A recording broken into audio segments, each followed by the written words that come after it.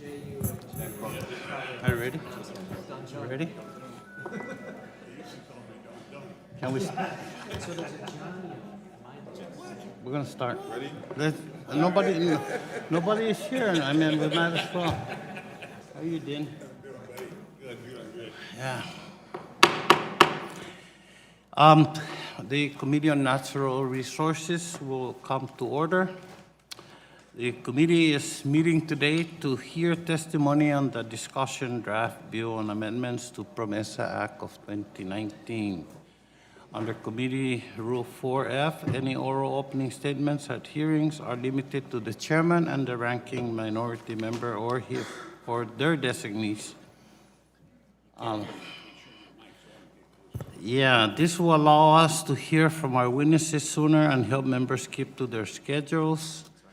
Therefore, I ask unanimous consent that all other members' opening statements be made a part of the hearing record if they are submitted to the subcommittee clerk by 5 p.m. today, or the close of the business of the hearing, whichever comes first.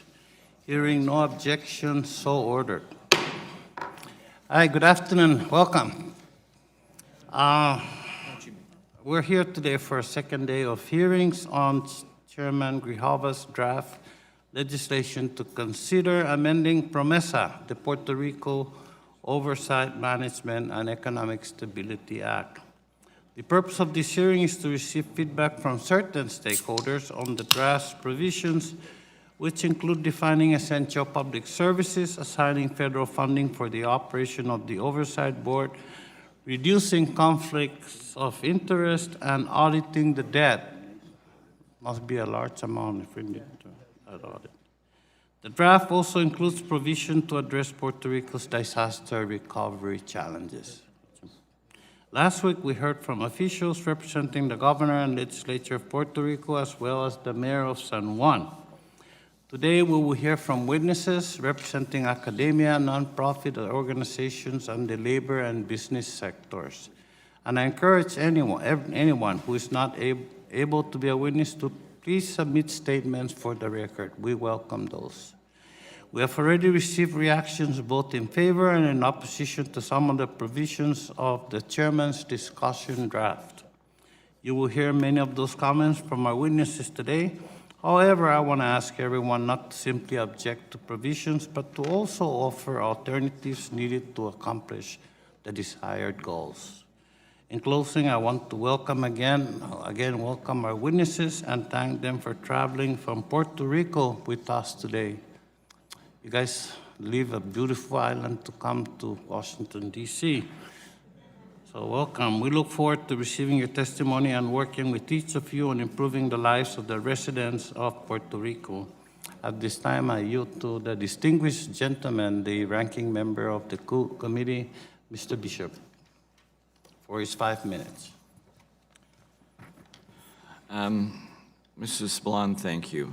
To the staff here, once again, I talk a great deal about procedure around this place, but there was a reason why in 2010 we changed the House rules so that the House floor would not start before 12, the sole purpose of which is to allow committees to have an uninterrupted time in the morning to get these kinds of hearings done. We find ourselves now, because of very poor planning, to having 3 bills on the floor, which Mr. Grijalva, I'm watching him now, he's on the floor, which he should be here for. And I should be on the floor at the same time, but I am here as well, simply because we did a lousy job in the planning process. The procedures make a difference. And I would hope staff would understand, especially when you have our committee bills on the floor and you have a committee hearing now, you can't be in 2 places at one time. And the efforts in 2010 to try and alleviate that situation have been ignored. Don't ignore them in the future as we go forward. Now to our good friends who are here, I appreciate your coming all the way for what I think is a sad hearing. The proposed amendments that have been floated around here are not going anywhere. If they are passed on the House, which is pretty iffy, could be, they will never be discussed in the Senate and they'll never be signed by the President. So what we really should be talking about are ways in which we can actually make the system that you have possible for the 3 goals that I still have for the island. Number 1 is what we do to actually produce economic progress. an island that doesn't have a whole lot of natural resources, but they have a lot of human resources and a lot of potential, that it could be a very productive area if we do things the right way. The second is what we can do to provide political stability on the island, which you have a new governor, a governor who is taking great strides to try and make sure that they bring about the political stability that's there. And I wish her the best of luck with that, and I want to be as supportive of her as we possibly can be. And the third is, how do you make sure we have a pathway to statehood? Which means if this committee really wanted to be doing something that would be positive, we should be taking from the gentleman from North Carolina. Never become my age because nouns and names go first. No, not North Carolina, New Jersey, who just introduced his bill that would require the mandatory vote for statehood in Florida. That's what this committee should be talking about. This bill, spending 2 days on this bill that's going nowhere is sad. So I apologize to you. I appreciate you coming up here. We're going to be interested in listening to your testimony, but this bill is going nowhere. Yield back. Thank you. I'm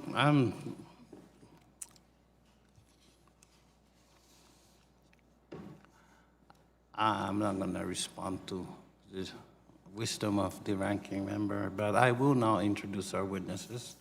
Mr. Heriberto Martinez Ortero, President, Sir, of Puerto Rico Economist Association. Mr. Alvin Velasquez, Associate General Counsel of SEIU. Any relation to the distinguished lady from New York? No? No, but I think our families are from the same part of the island, near Humacao. Okay, yeah. So Ms. Liliana Cubano, President of Puerto Rico's Products Association.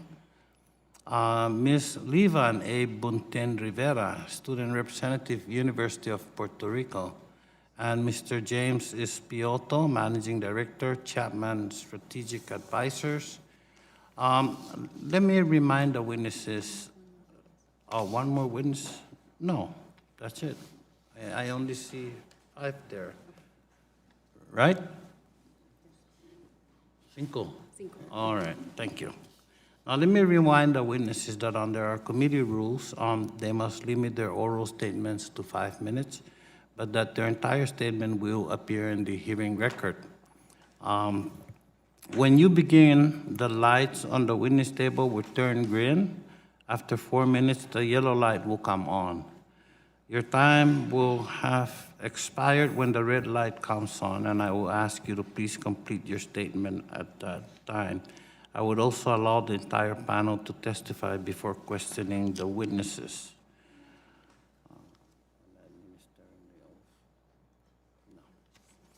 Okay. So let's start with Mr. Ortero, please. 5 minutes, sir.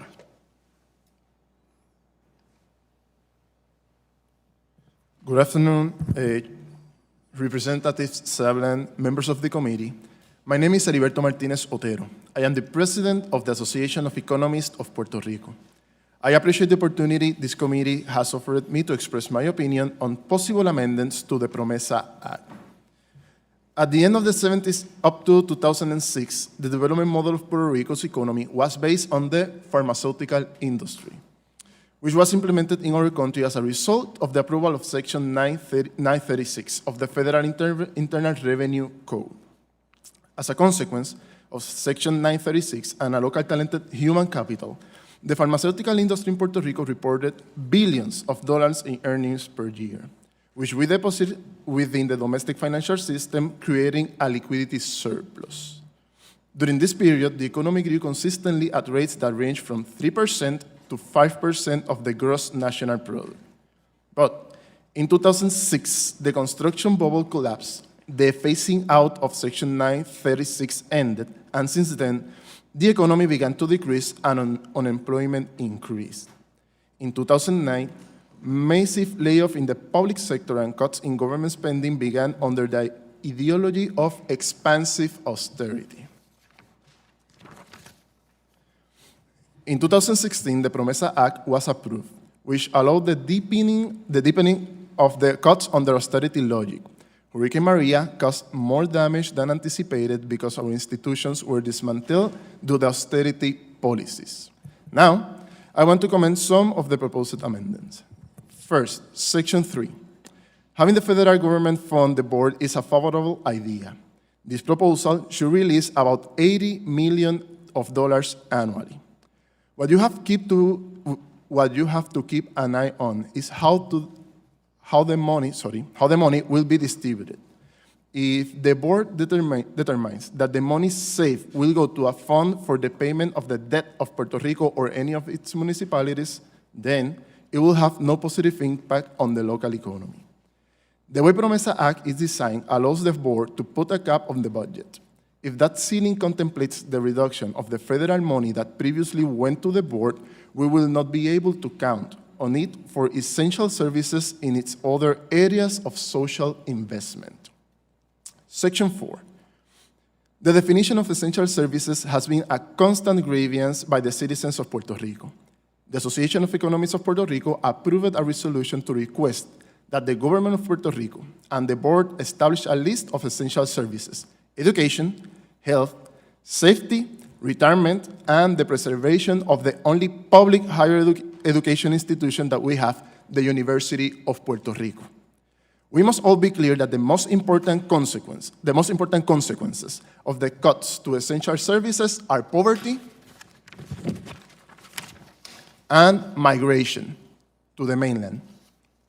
Therefore, it seems to me that this amendment is adequate, emphasizing the need to finance the University of Puerto Rico as an engine for economic growth and development. Section 318. The issue about disclosure by professional persons is extremely important in Puerto Rico because hundreds of millions of dollars have been spent on consulting without any assessment to ensure transparency. We have learned from the media that the FBI investigates local government agencies, including arresting public officials for hiding fraud and corruption. While we support this amendment, we would like to see that the hiring money is concentrated in local companies so that the multiplier effect on the economy could be more significant. In conclusion, the economy of Puerto Rico is going through its worst moment in decades. At this time, it remains afloat thanks to the positive shock caused by federal funds for reconstruction. The main reason for the economy to go through such a prolonged period of economic depression is the application of austerity policies, which have caused migration, loss of wealth, and the deterioration of industrial infrastructure. De nuevo, Puerto Rico is a colony of the United States. The power to make structural changes to the country's economy, to my country's economy, rests on the Congress and the federal government. The amendments to the PROMESA Act are an excellent start to soften economic conditions on the island, but insufficient to achieve sustained long-term growth. However, the indispensable decision that should come out of this process is the definition of essential services and to ensure financing for retirement system and to save the University of Puerto Rico. Thank you for your time. Thank you very much, Mr. Martinez. And now we have Mr. Velasquez. You have 5 minutes, sir. Thank you. Mr. Sablan, Ranking Member Bishop, and members of the committee, thank you for the opportunity to address you. I am addressing this committee on SEIU's behalf and not on behalf of the Unsecured Creditors Committee, to be clear. This summer, the people of Puerto Rico came together to make their voices heard. SEIU's 23,000 members in Puerto Rico, healthcare workers, janitors, and other public servants were among the hundreds of thousands of Puerto Ricans who took to the streets demanding the departure of ex-Governor Ricky Rosselló. The people chanted, Ricky renuncia y llévate la junta. The English translation of that statement is Ricky resign and take the oversight board with you. The people also chanted, para sacar la porquería hay que hacer la auditoría, which means to clean out the filth, you have to do an audit. The people got what they wanted with respect to Ricardo Rosselló, but so far their other demands haven't been ignored. But now, people are shouting a different chant. They're shouting, PROMESA es pobreza, or PROMESA is poverty. The people's chants should alert you to a grisly economic truth. If the Oversight Board continues on its current course, Title III of PROMESA will ensure pobreza and a need to restructure Puerto Rico's debt yet again in 5 to 10 years. Indeed, all of the sovereign debt restructuring since 1970, 49.7% of them have been followed by another default or restructuring within 3 years. That percentage increases to 60% over 7 years. When Dr. Guzman testified before this committee in May, he told you that the COFINA deal poses a serious risk of a failed debt restructuring.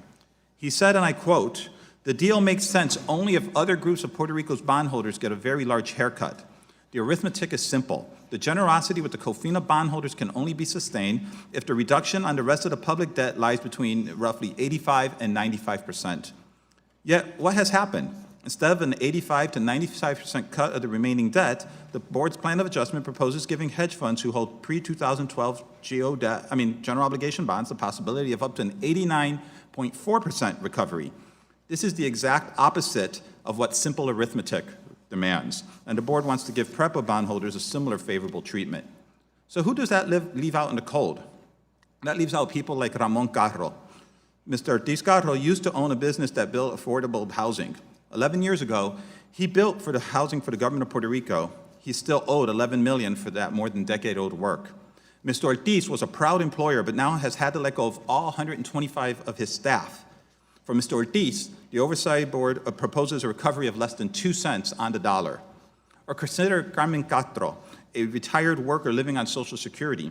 She regularly skips meals and doesn't turn on her lights or air conditioning even during the summer so she can pay her electrical bill.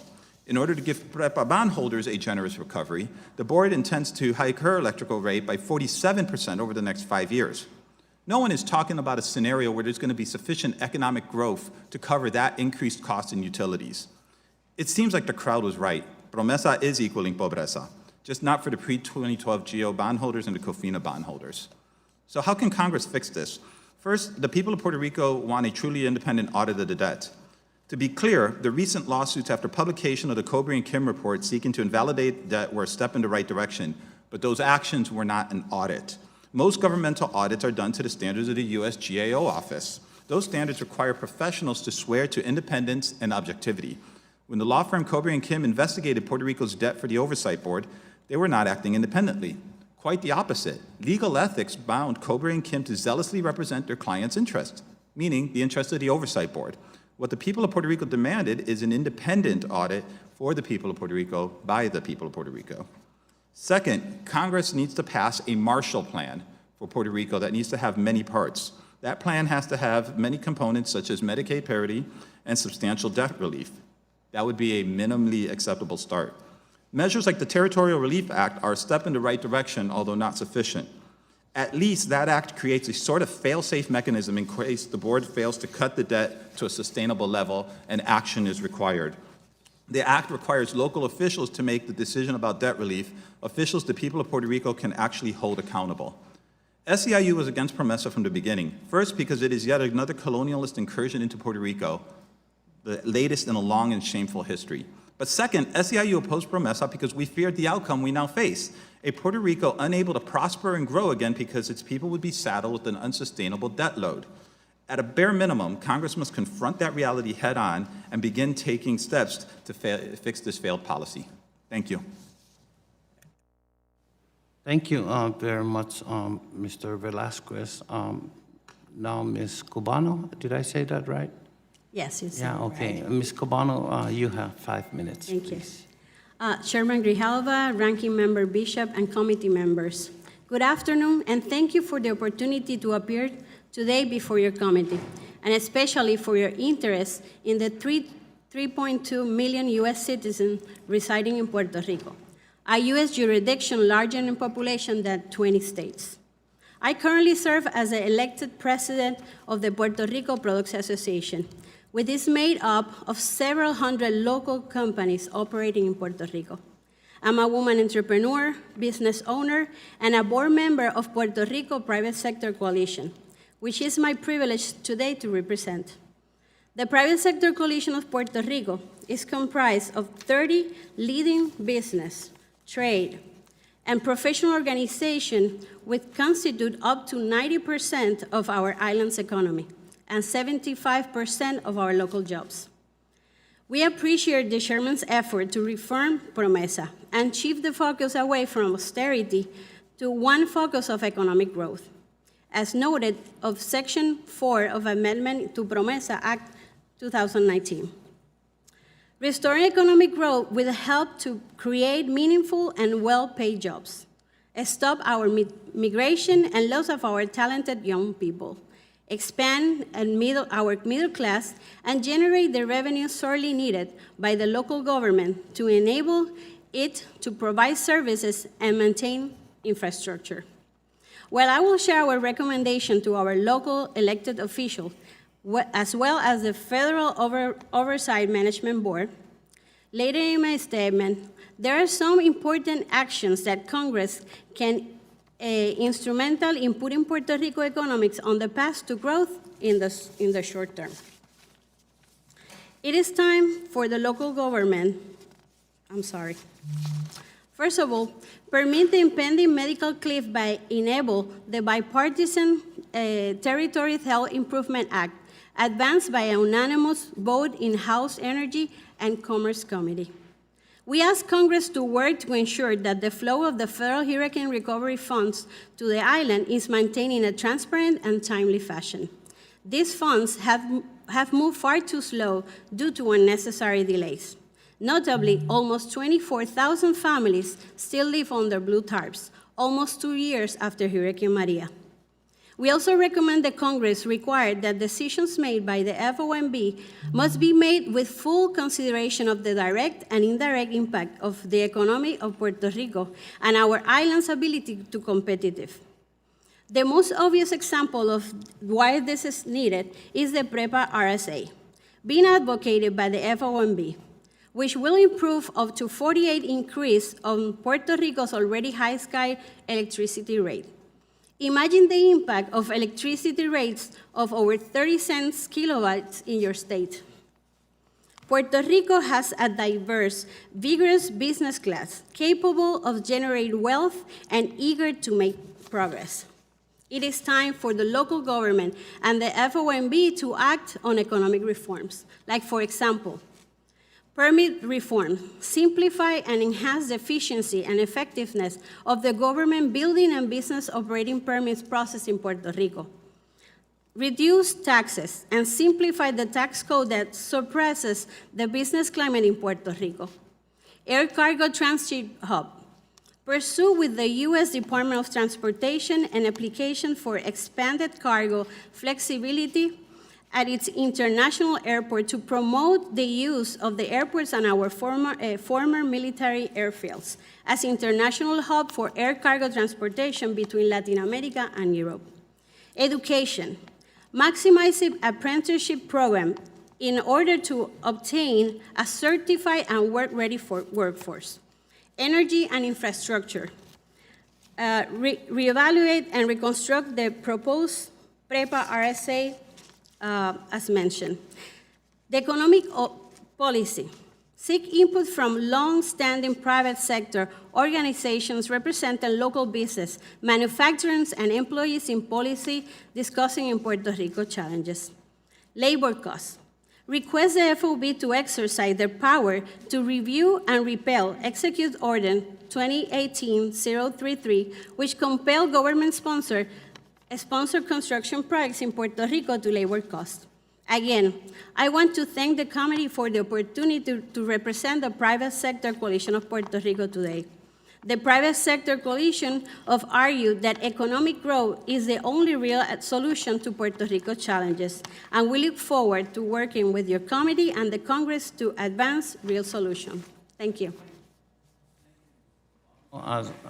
Thank you very much. And in commentary, my island also continues to be covered in blue tarp, and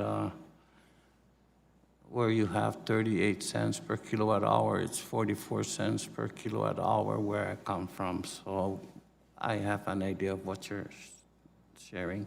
I guess our only student scholar here, Mr. Bonten Rivera, sir? Yeah. Yeah, Yeah, that's my welcome. name. You have 5 minutes. Thank you, sir. Turn on your, Sorry? turn on your mic. It's on now. Okay. Yeah. Mr. Sablam, Ranking Member Bishop, and committee members, I am a senior accounting student at the University of Puerto Rico. Until a few months ago, I worked as a student representative on the university board and its budget committee. That gave me the opportunity to study the budget of the UPR system and its 11 campuses, analyze the fiscal plan approved by the FOMB, and submit specific recommendations for next fiscal year. Today, I am here on behalf of 53,000 students that need for their voices to be heard, to support the amendment to the Puerto Rico Oversight Management and Economic Stability Act, Stability Act, also known as PROMESA, proposed by Chairman Grijalva, and to sustain the fight of millions of Puerto Ricans off and on the island that are fighting for a future with social economic development in Puerto Rico. Before the implementation of PROMESA, the UPR system had already received drastic cuts to its budget that accumulated to $550 million to fiscal year 2017.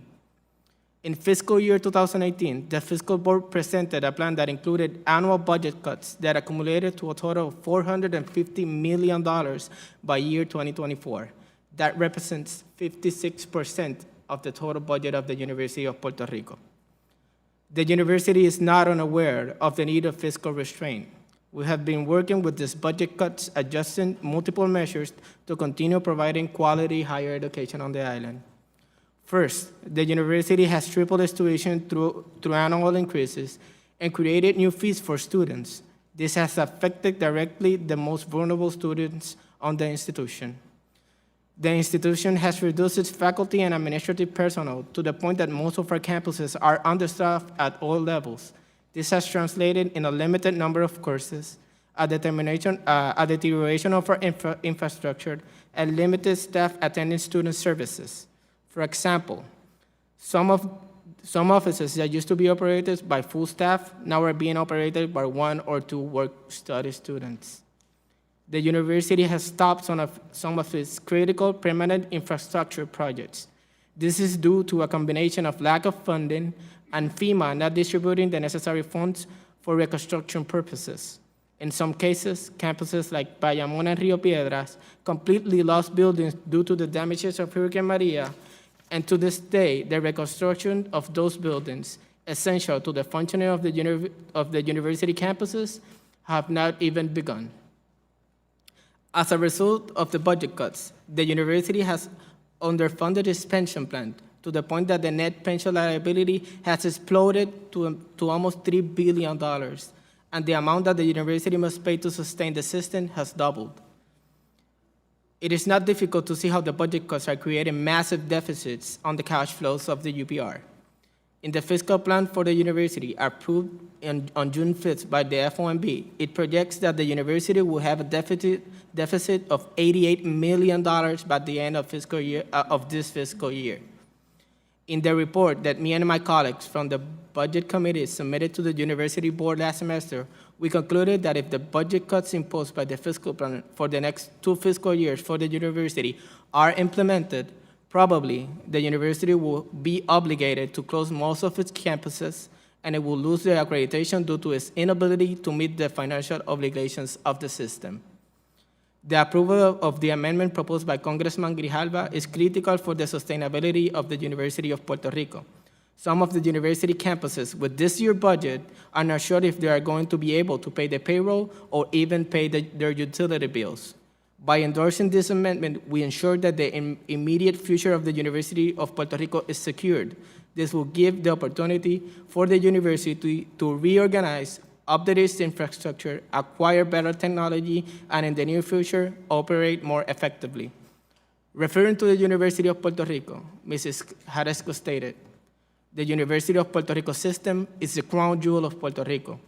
Having that in mind, it is important that the university is properly funded for the well-being of its citizens to secure the social and economic future of the island. We say that a government is defined by the opportunities it gives to its citizens. For many Puerto Ricans, the University of Puerto Rico represents our only hope for a better future, as well as the possibility of social and economic mobility. That is one of the main reasons to grant the University of Puerto Rico the status of an essential service. This will guarantee that the University of Puerto Rico continues the educational legacy initiated since 1903 and continues to educate and provide the highest quality education available on the island. Thank you. Thank you very much, right on time. And finally, the chair now recognizes Mr. Espiotto. Yes, Espiotto. Sir, you have 5 minutes.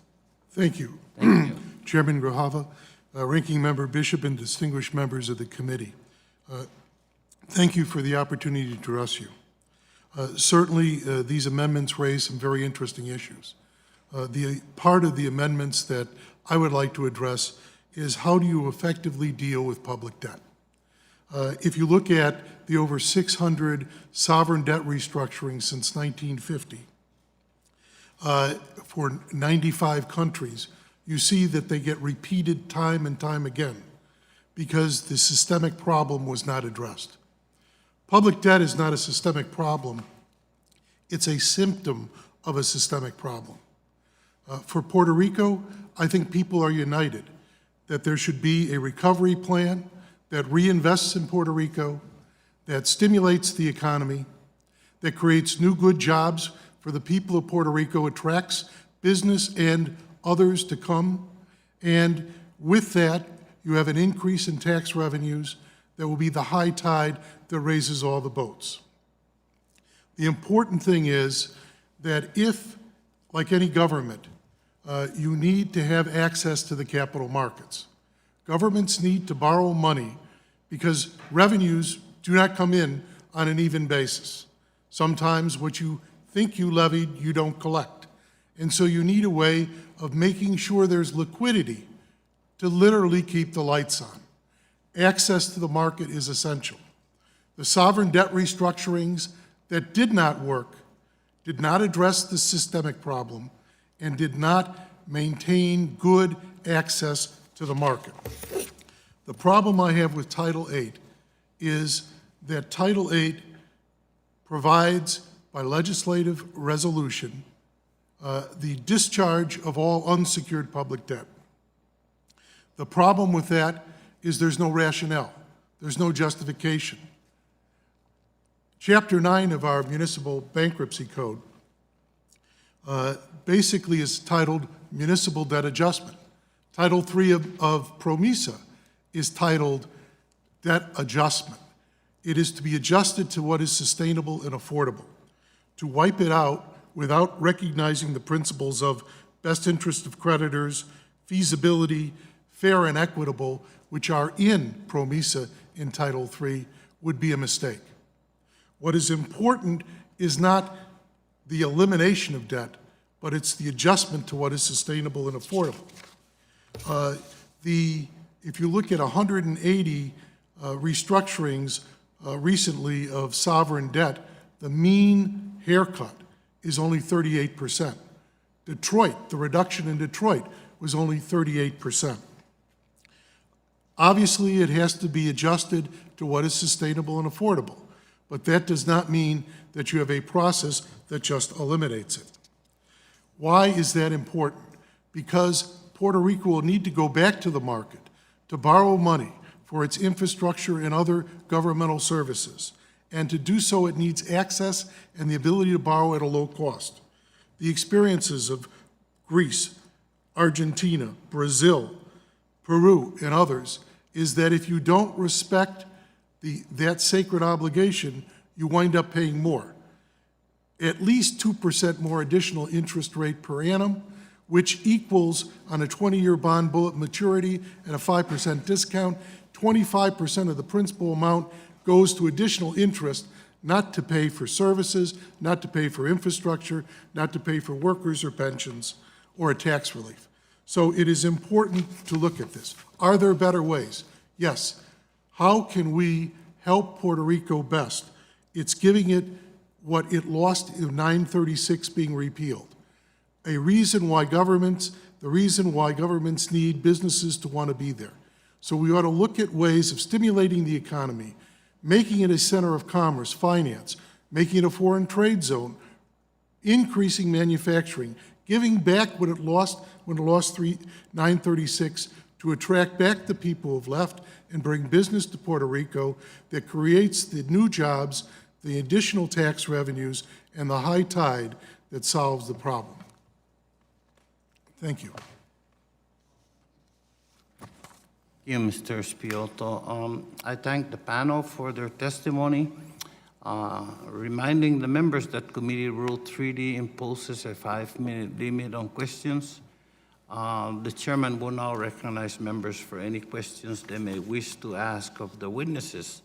Let me start with myself. Mr. Martinez, sir, in your testimony, you expressed support for Section 6, disclosure by professional persons employed by court order to avoid conflicts of interest by consultants providing services to the Oversight Board. Several organizations have expressed there is also an urgent need to include language in PROMESA to avoid conflicts of interest by members of the Oversight Board. Should this be a priority for the committee, and if so, why? Yes, I think it is a priority because in Puerto Rico right now, probably 80% or more of the corruption issues are related to hiring fraud and lack of transparency. Why? Because right now we don't have the institutions to prevent that kind of corruption. And when you have a lot of federal money and a government without the corresponding institution to fight against corruption, you always will have these situations like the Department of Education, healthcare education, in which in all of them, the past secretaries have been arrested because of corruption. Thank you. Ms. Cubano, may I thank you again for joining us and representing the Puerto Rico Private Sector Coalition. In your testimony, you emphasized the importance of shifting the focus away from austerity due to its negative impact on economic growth. Does the coalition support defining and protecting essential public services to ensure the basic needs of the residents, the people of Puerto Rico, are met and to reduce migration? Yes, we agree that we have to identify those essential services, and we think that the effort will not be only on that essential, but at least they protect all the efforts, and always directing all the public policy to make possible all the economic growth in the island. We think that that's the way we can help Puerto Rico, all the companies and the people to really have conquered the challenge that we're facing at this moment. Okay. Mr. Velasquez, it is evident from your statement that you don't agree with the Oversight Board's statement that the debt restructuring plan they proposed last month will ultimately reduce the amount the government of Puerto Rico will spend on debt service to an amount it can sustainably afford over the next 30 years, from $4.2 billion a year to $1.5 billion a year. You don't believe that the Puerto Rican government will be able to afford $1.5 billion a year in debt payments? Absolutely not, Congressman. As I stated in my testimony, and I would point out to Exhibit A in my testimony, the Oversight Board has a set of projections where they tie personal income to debt service. This goes back to the concept of raising tide, lifting all boats. If you look at that number, it's the bottom line in that exhibit, in that graph, and what they say is, no, we've got about $4 billion based on personal income when you benchmark it against the top 10 states in the US. In other words, states that have real economies.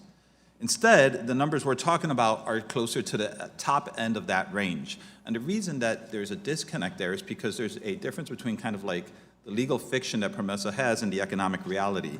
The economic reality that we have here is the wages that are in the private sector, that the private sector is generating. That's the engine that ultimately affords debt restructuring. If the economy ain't working for workers, it ain't gonna work for Wall Street.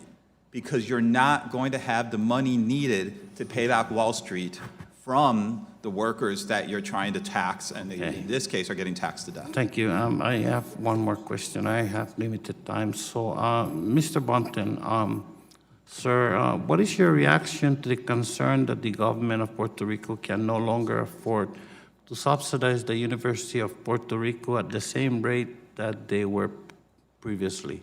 Well, when you're talking about funding the University of Puerto Rico, there's studies that establish that for every dollar that you spend on the University of Puerto Rico, it generates $1.25 back to the government. And also for every 100 jobs that the university creates, it gives back 164 jobs just by spending money on the university, because it's not logical.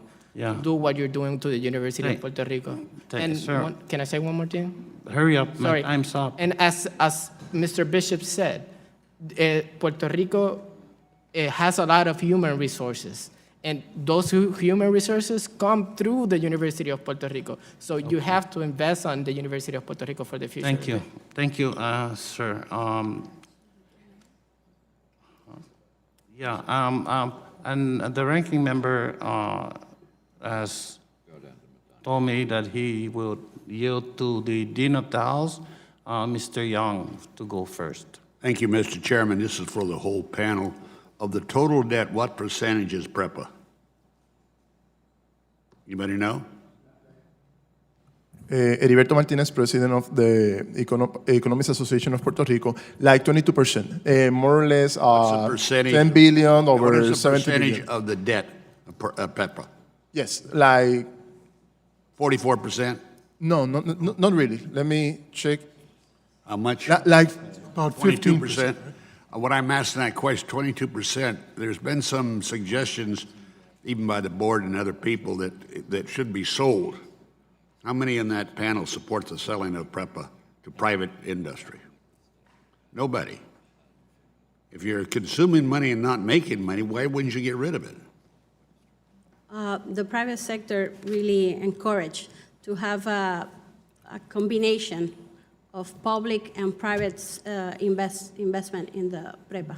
Okay, I just, I've been involved in this a long time. I happen to be one of the sponsors of PROMESA, what do you call it? And I'm just looking for why we keep handling an electrical group that loses money every year, and why you keep putting up with that. If you want to have money for the university, that if there's a buyer, why not sell it?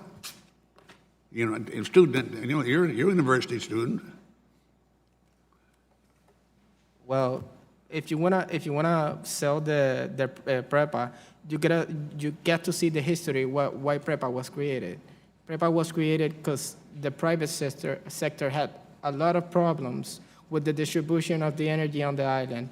Of course, that a lot of years has passed from that moment, but at this moment, I think we have to evaluate how we can sustain PREPA and match it with private funding. With all due respect, it is a cow that hasn't milked in years. It just eats hay. Doesn't do anything else but you know what. It's time for the chance for maybe private, if there's a buyer, I don't know who would buy it, but if there's a buyer, you might want to consider that. So with that, I yield back to my ranking member. excuse me. Thank you, Dean. And now I give 5 minutes to Mr. Soto. Thank you, Mr. Chairman. And first, I want to thank Liliana Cubano for talking a little bit about the work we're doing in healthcare. I think that's one of the bright spots happening through Congress right now. We have our bipartisan Territories Healthcare Improvement Act that was co-introduced by Congressman Bill Rackus. Congresswoman Nydia Velázquez, also a big proponent of it. And it would increase the amount of Medicaid funding from $375 million a year to $4 billion a year for Puerto Rico. That would shore up a lot of the issues, at least in the healthcare system. And we recently just passed help for Medicare Part D for needy seniors that right now it doesn't apply to in Puerto Rico. So a lot of movement on the healthcare front. Obviously, we're here for PROMESA today. I appreciate Ranking Member Bishop's concern about having an open markup, and we look forward to ideas from all parties behind the dais when we have that open markup, if there are economic development issues you think would make this more bipartisan legislation. And I agree with the ranking member's opinions on statehood, and filed bills to support that. And I guess if I filed an amendment, I could count on your support if in a subsequent markup. So, well, we'll see on that later on. That would actually render PROMESA potentially even obsolete, because you would have state sovereign immunity at that point, and perhaps you wouldn't need PROMESA anymore. I wanted to go through a couple of the issues that I hear a lot from constituents, issues related to canceling the entire debt and ending PROMESA. Mr. Velasquez, do you know of a legal way to cancel the entire debt? Is there a plan that you're recommending? Because I know you're kind of dancing around it, but I just was curious if there was a specific plan. Well, one, obviously, the Territories Relief Act considered in the discussion draft is one way to do it. The other way is usually through court action. Court actions will, for example, consider various legal issues as to whether a debt was issued ultra vires or not. And obviously, that's a question that's very much at the center of the legal proceedings occurring in PROMESA. If PROMESA was terminated, what would your recommendation be in the alternative? Well, if you get rid of, well, first of all, I was going to say, I just need the short version because my time's limited. Sure. Well, then you would very much need the Territories Relief Act or something similar to that if you get rid of PROMESA. Okay. Mr. Spioto, what would happen if we cancel the debt and a PROMESA and use the Territory Relief Act, from your opinion? Without a justification or rationale, it will significantly impact the ability of Puerto Rico to go back into the capital market and borrow. And the rates that it borrows at will be increased. Access in various respects may be limited. And it may prevent doing the types of things that might make sense with public-private partnerships and so forth for some of the utilities that may help. Thank you, Mr. Spioto. My time's limited. Mr. Bunton Rivera, we have the essential services defined here. Would that give some of that well-needed relief that you're requesting for the University of Puerto Rico? Yes, and also to assure a quantity of money that the university needs to run. The amendment talks about $800 million from the center budget. That's about it, the reality of that the university needs right now, but that doesn't mean that we can run more effectively. We have to invest on the university for it to run more effectively. Thank you. And Mr. Martinez-Otero, what is your opinions in both the economic development section and the audit section that we have currently in the draft?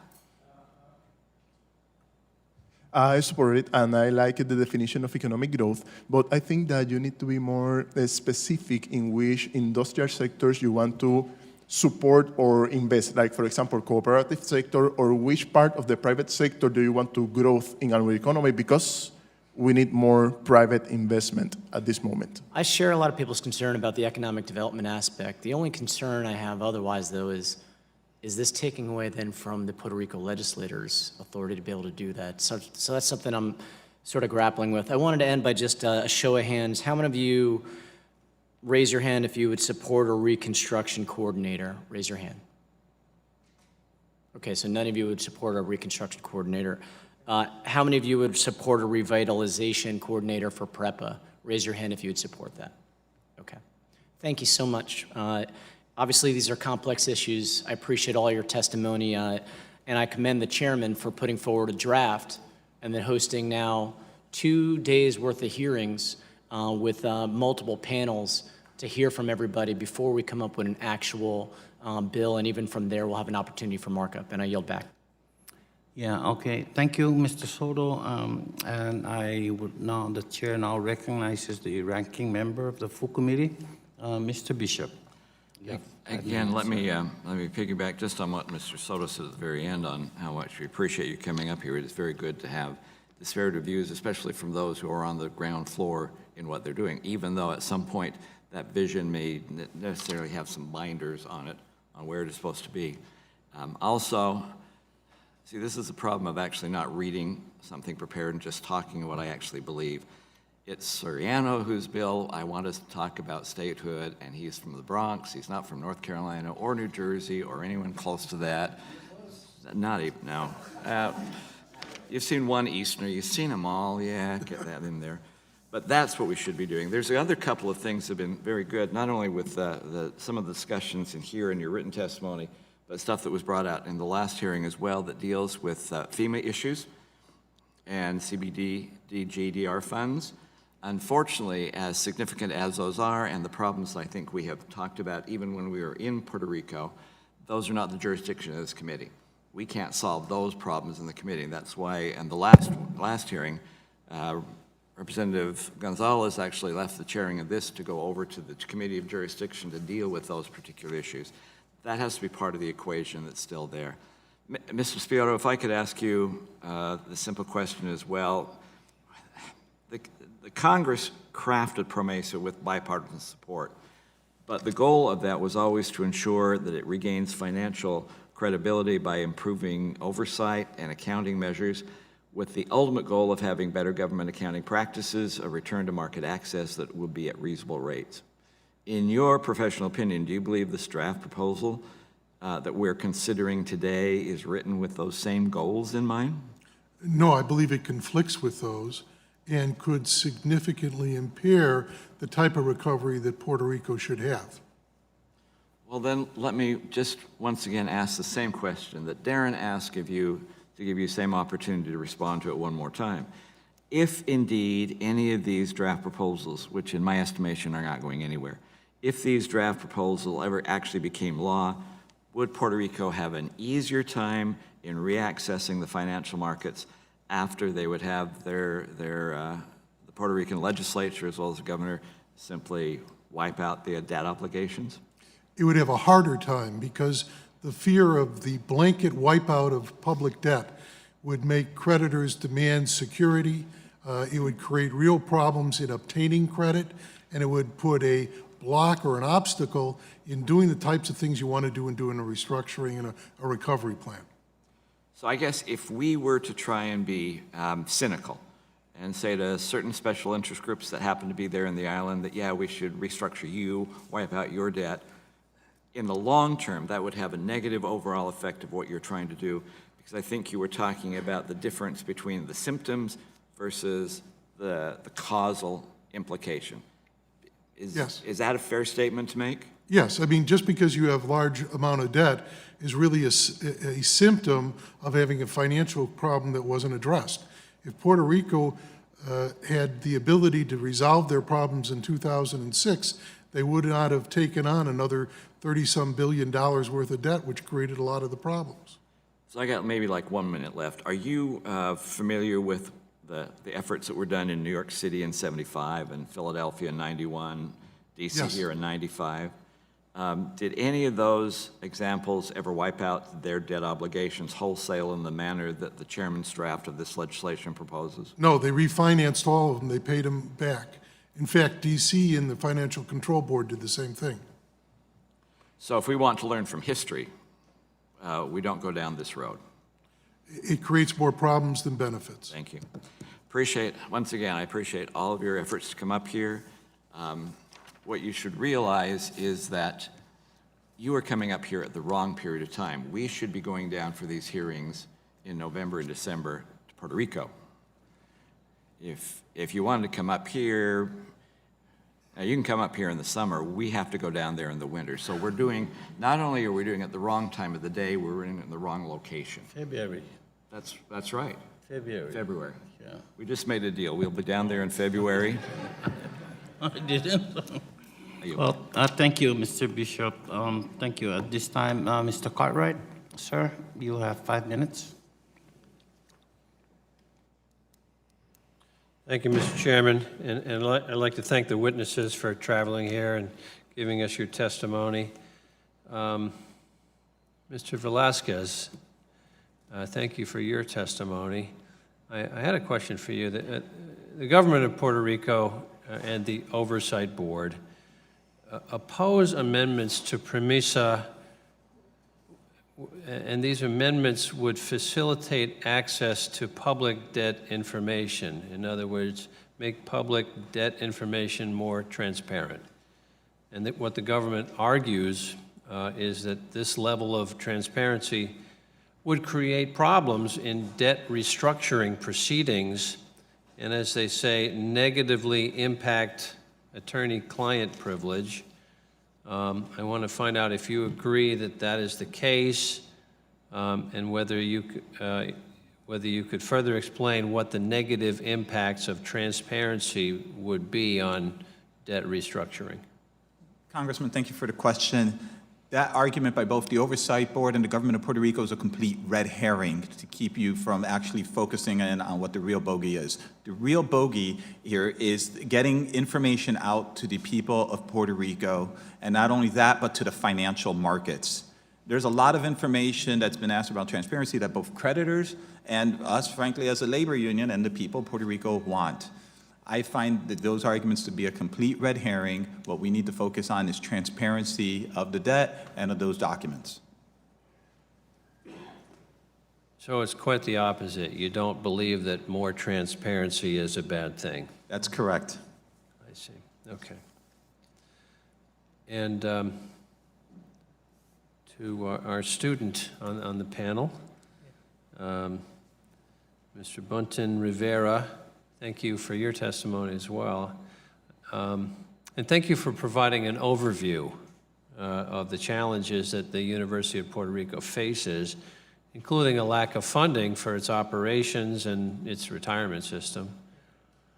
Now, recognizing that the financial resources of the government of Puerto Rico are scarce, has the university presented recommendations to the government to achieve cost savings that could mitigate budget cuts to the university? Yes, the university has been open to give services to the government that through this last years that will be cheaper than the private sector, and we could do even a better job for the government. Even the Ricardo Rosselló, when he came here, he mentioned that he signed an order for the UPR to have be the first online when new contracts are going to be held. But in reality, that number has not been a big number that the university needs to run when compared to the budget cuts.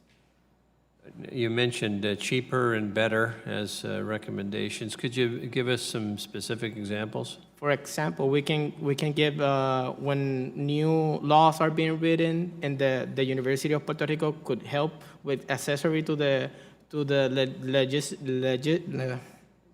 legislation writing. We could help with that, and we could give really good recommendations from the university. We have the best law school in Puerto Rico, but simply the contracts are not being given to the University of Puerto Rico. And in some cases, like the police academy, the UPR gave a proposition to help the police academy, and it was given to a private university. So if the university's recommendations were accepted, how might that affect the quality of education and the ability to attract top students at the university? If there are, well, we will have more money to invest on the university. That's like the logic of what we can do for the government. And also it will give opportunities for the students to help the government too, so. Well, I thank you for those answers, and I yield back. Thank you very much, Mr. Cartwright. And at this time, the chair recognizes for 5 minutes, Mr. Gomart. Thank you, Mr. Chairman. It always seems to me that Puerto Rico should be the Hong Kong of North America, and obviously the financial issues are not helping. And of course, there's all the litigation over the board, and we'll see how that works out. But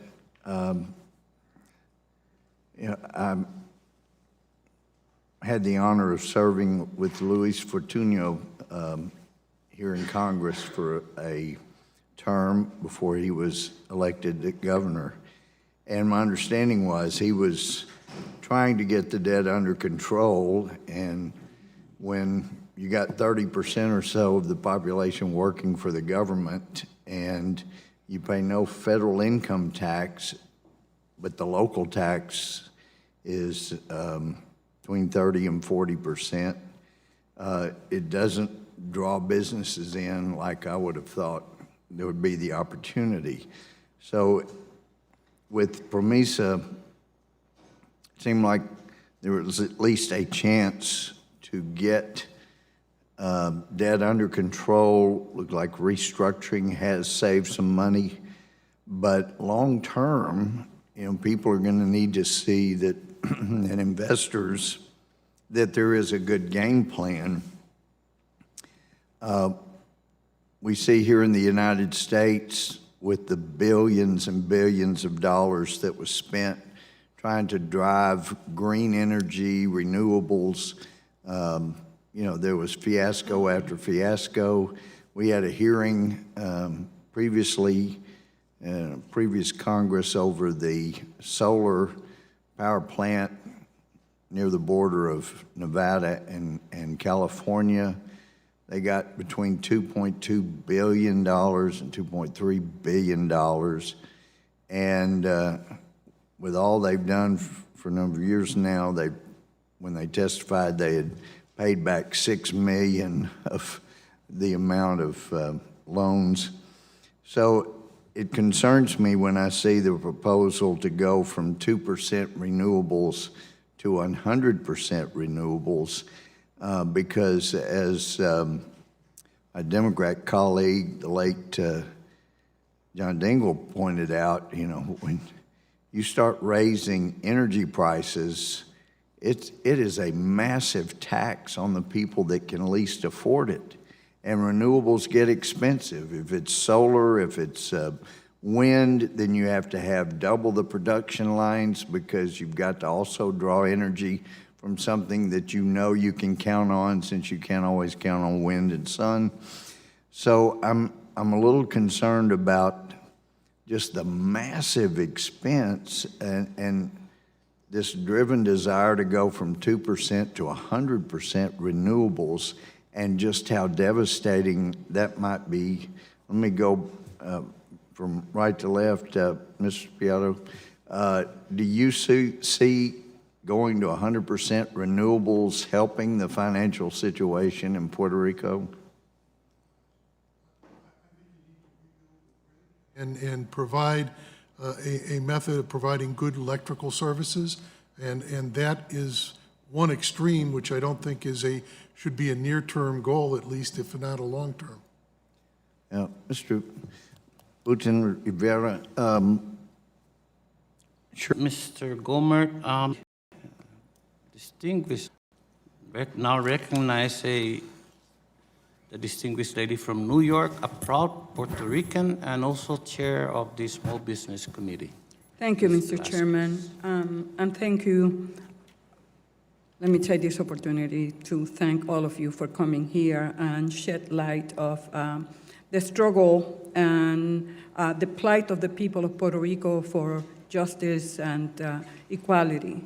So, Mr. Spiotto, I hear you when you said that one of the most important outcomes of all this debt restructuring of the public debt is how can we guarantee for the people of Puerto Rico and the government of Puerto Rico access to the capital markets.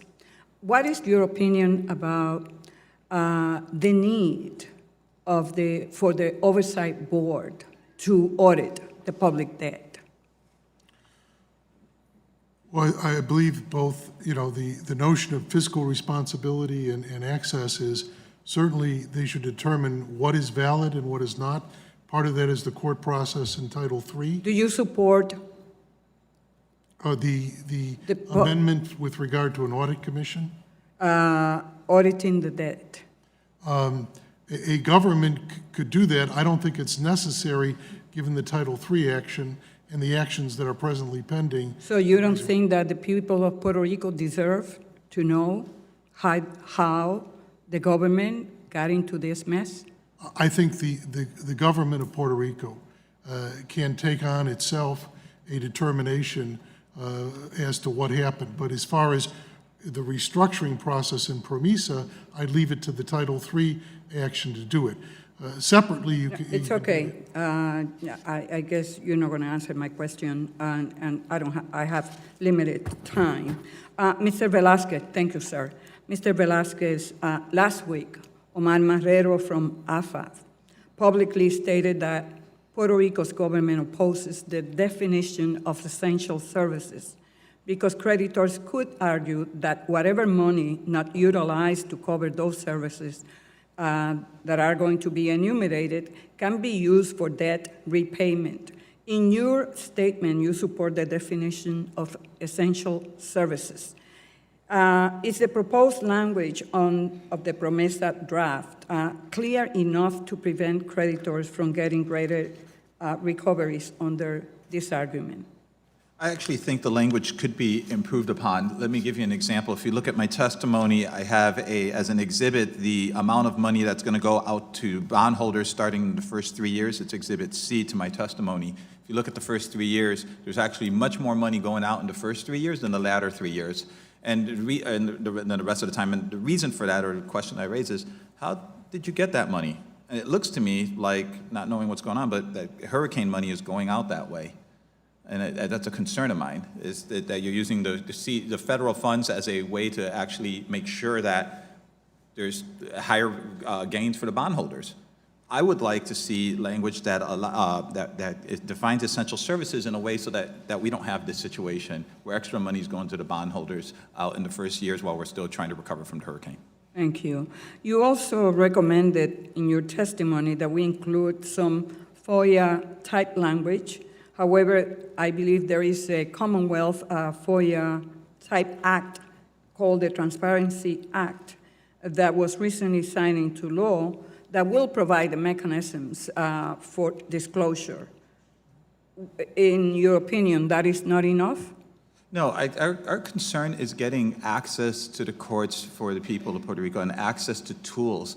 When it stays in the control of the government of Puerto Rico, those tools, they've had a history of complicating things. And the language we suggested was a way of giving an alternative forum to those in Puerto Rico in case those procedures don't work. Thank you. Mr. Otero Martinez, the University of Puerto Rico has 11 campuses throughout the island, including its 3 main campuses in Rio Piedras, Mayagüez. So what will be the economic impact? And I understand the economic impact that will have on the student, but at the municipal level, have you done any study, any research? Yes, we have a research from the economist Jose Caraballo Cueto, a Puerto Rican economist, former president of the Puerto Rico Economists Association. And in that study, he found that the UPR is the most important economic sector, industrial sector, in like 7 of the municipalities in Puerto Rico. That means 10% of the municipalities. And if you close, for example, UPR Calle, UPR Utuado, the economy of the municipality probably will collapse. Thank you. I yield back. Thank you, Ms. Velasquez. At this time, the chair recognizes Mr. McClintock for 5 minutes. You don't have to use all of it, but you're recognized for 5 minutes. I won't. It just seemed that way. As a Californian, I find these hearings most reassuring. I find some comfort knowing there's a government as badly managed as my own. And I do feel a certain camaraderie because both Puerto Rico and California have the most beautiful climates, the most beautiful resources, miles of gorgeous beaches.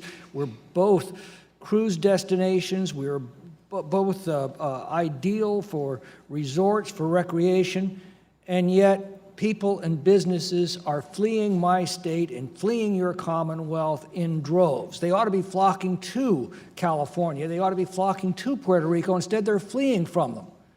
And that's not because of any act of God. That's because of acts of government. Really, really bad public policy over a long period of time, and people end up voting with their feet. I represent an area, in Northern California, our power is out today. Anytime it's a windy day now in California, you no longer have power. When you do have power, you pay twice as much as the average ratepayer in the rest of the country. We've become a third world enclave when it comes to the delivery of electricity. And I know that you're suffering the same problem there. In California, the utilities have been forced by stupid government policies to in the case of PG&E, divert $2.5 billion that they could have been using for infrastructure upgrades to protect their lines against fire.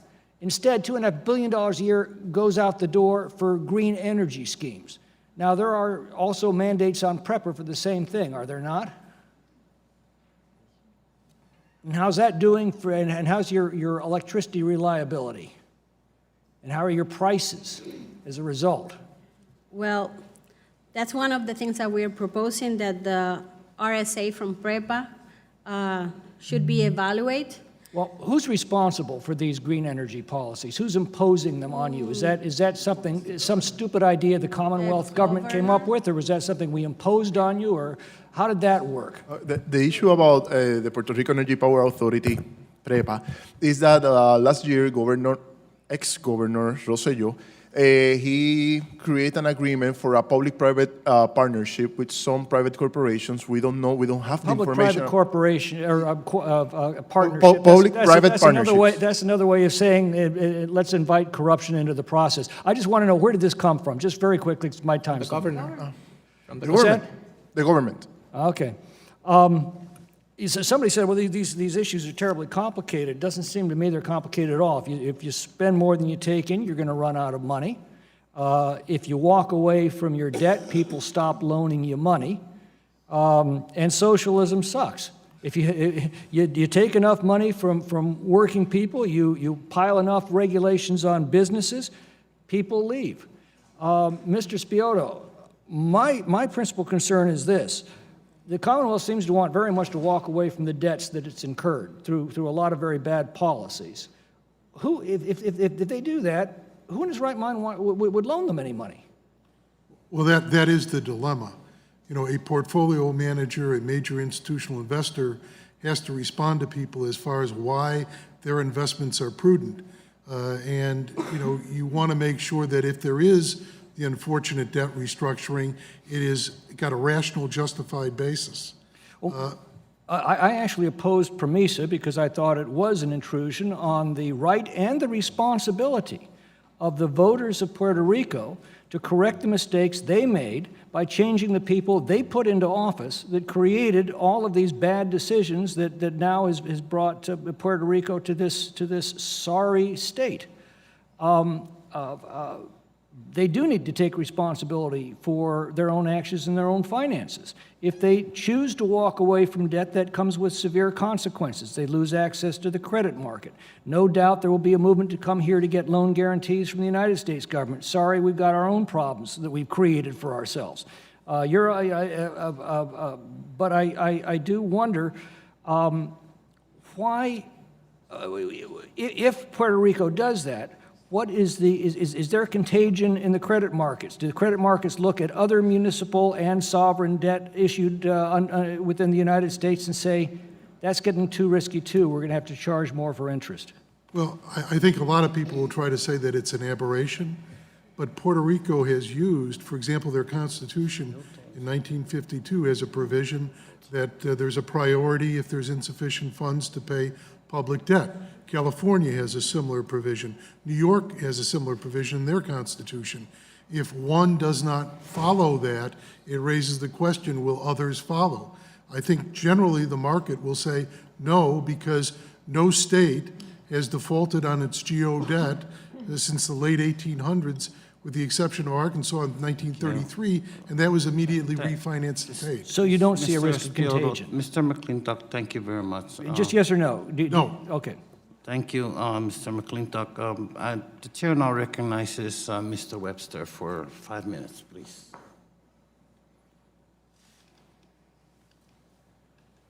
Thank you, Mr. Chairman. I really don't have anything to question, but I appreciate everyone coming. This is very informative. Thank you, Mr. Webster. I thank the witnesses for their valuable testimony and the members for their questions. The members of the committee may have some additional questions for the witnesses, and we will ask you to respond to this in writing. Under Committee Rule 3.0, members of the committee must submit witness questions within 3 business days following the hearing, and the hearing record will be held open for 10 business days for these responses. If there is no further business, without objection, the committee is recessed for the next panel. Thank you, everyone. Thank you. Thank you. Nice meeting you. Good luck. Nice meeting you, sir. Great answer, sir. Thank you.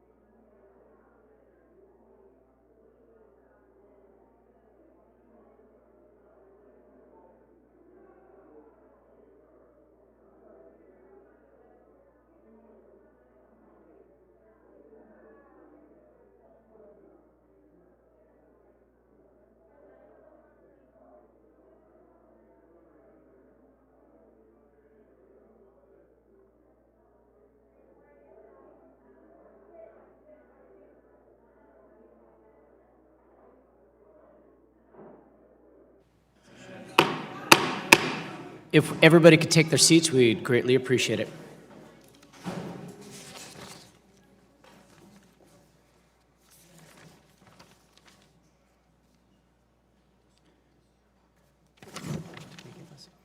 Did they give us?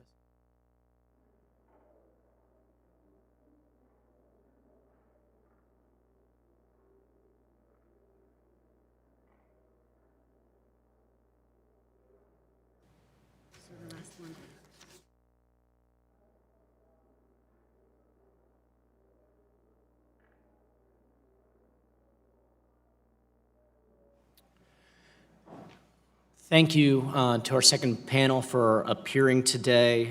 We have Mr. Rodrigo Masse Arce, President of Private Alliance for Economic Growth of Puerto Rico, Dr. Cecilio Ortiz Garcia, Senior Fellow, National Council for Science and the Environment, Ms. Annie Mayol, President, Foundation for Puerto Rico, and Ms. Adi Martinez, Senior Policy Advisor, Oxfam America. Thanks for being here today. We're gonna let Mr. Masse Arce be able to testify first, since we know that you have to leave early, and the ranking member has also agreed to that, Mr. Webster. So if you would please proceed, Mr. Masse. My name is Rodrigo Maces, and I am here representing the Alliance for the Economic Growth of Puerto Rico. The Alliance was created by a group of business people and other private sector stakeholders including former presidents of the principal trade associations of the island. We all share a deep concern about the rapidly deteriorating economic and social conditions in Puerto Rico, the absence of a clear roadmap to a better future for the island, and a dysfunctional political establishment that has shown very little inclination to address and implement the profound structural changes required for Puerto Rico to realize its full potential as the economic powerhouse of the Caribbean. I respectfully ask that my full statement be included in the record, and I will now proceed with my testimony. Thank you. To be clear, there's no more urgent issue before us today than the reconstruction of the island. PROMESA was established as a temporary means to provide much-needed stability. However, if one were to do a cost-benefit assessment of PROMESA and of the Oversight Board, I am afraid that the outcome will be inclined towards a no-so-favorable result. Rather than just proposing cuts, and more cuts, the oversight should join together with the other government and private stakeholders, laying the groundwork for sustainable economy growth on the island. As cuts alone, and you very well know that, not achieve the desired long-term outcome. Congress recognized this vital need for economic growth when enacting PROMESA. It did so by establishing a bipartisan congressional task force on economic growth in Puerto Rico and required it to produce a report. To date, however, Congress has failed to consider, much less enact, most of the specific recommendations unanimously agreed upon by the task force in 2016. On the other hand, the government of Puerto Rico must stand tall and also do its share part.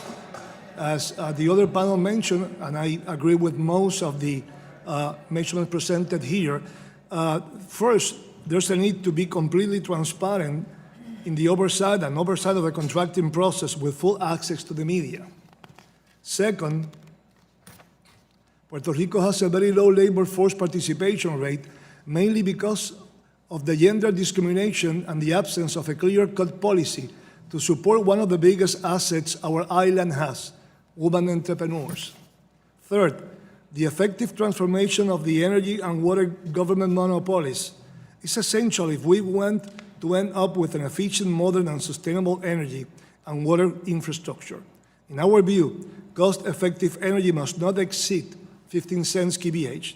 Further, it is critical that in defining policies to deal with infrastructure, municipalities and communities be brought into the process. Fourth, solid waste disposal is an area that has already reached a critical stage. Most of the island landfills do not meet EPA standards, and those that do are very short in lifespan. Puerto Rico desperately needs a well-designed policy aimed to recycling, minimizing solid waste, and ensuring that materials used in construction and embedded in consumption products are environmentally safe. Fifth, Puerto Rico needs a telecommunications public policy that recognizes the sector not only as infrastructure that needs to be regulated, but as enabling technology depository that will stimulate economic growth. Having said all of that, the fact is that Puerto Rico urgently needs a development roadmap focused on the post-reconstruction process. The new approach to development for Puerto Rico must be based solely on knowledge of global conditions and anticipate change in them. It must provide for inclusive governance that incorporates municipalities and community-based organizations. Puerto Rico needs not only protect but enhance its manufacturing base and make possible the development of advanced manufacturing activities, including tourism, agroindustry, and women-driven enterprises. It also needs to promote innovation across the complete spectrum of economic activities, but special emphasis on local small and medium-sized firms. Lastly, the Alliance respectfully recommends that this committee require the Governor of Puerto Rico to have the local government agencies responsible for the economic affairs present to the public a progress report every 60 days on what has been achieved and what have not. The Alliance commit to submit its own every 60 days. If you could wrap up your remarks because your time has expired. If you could wrap up your remarks, your time Yes, is basically, we commit to present our report to you every 60 days as well. Thank you. Thank you so much. We're going to continue on with our regular order now, and Ms. Addie Martinez, you're recognized. Thank you, Mr. Soto, to the chairman, members of the committee, and staff for giving us this opportunity to talk about Federal Recovery Funds coordination and Section 11 of the discussion draft.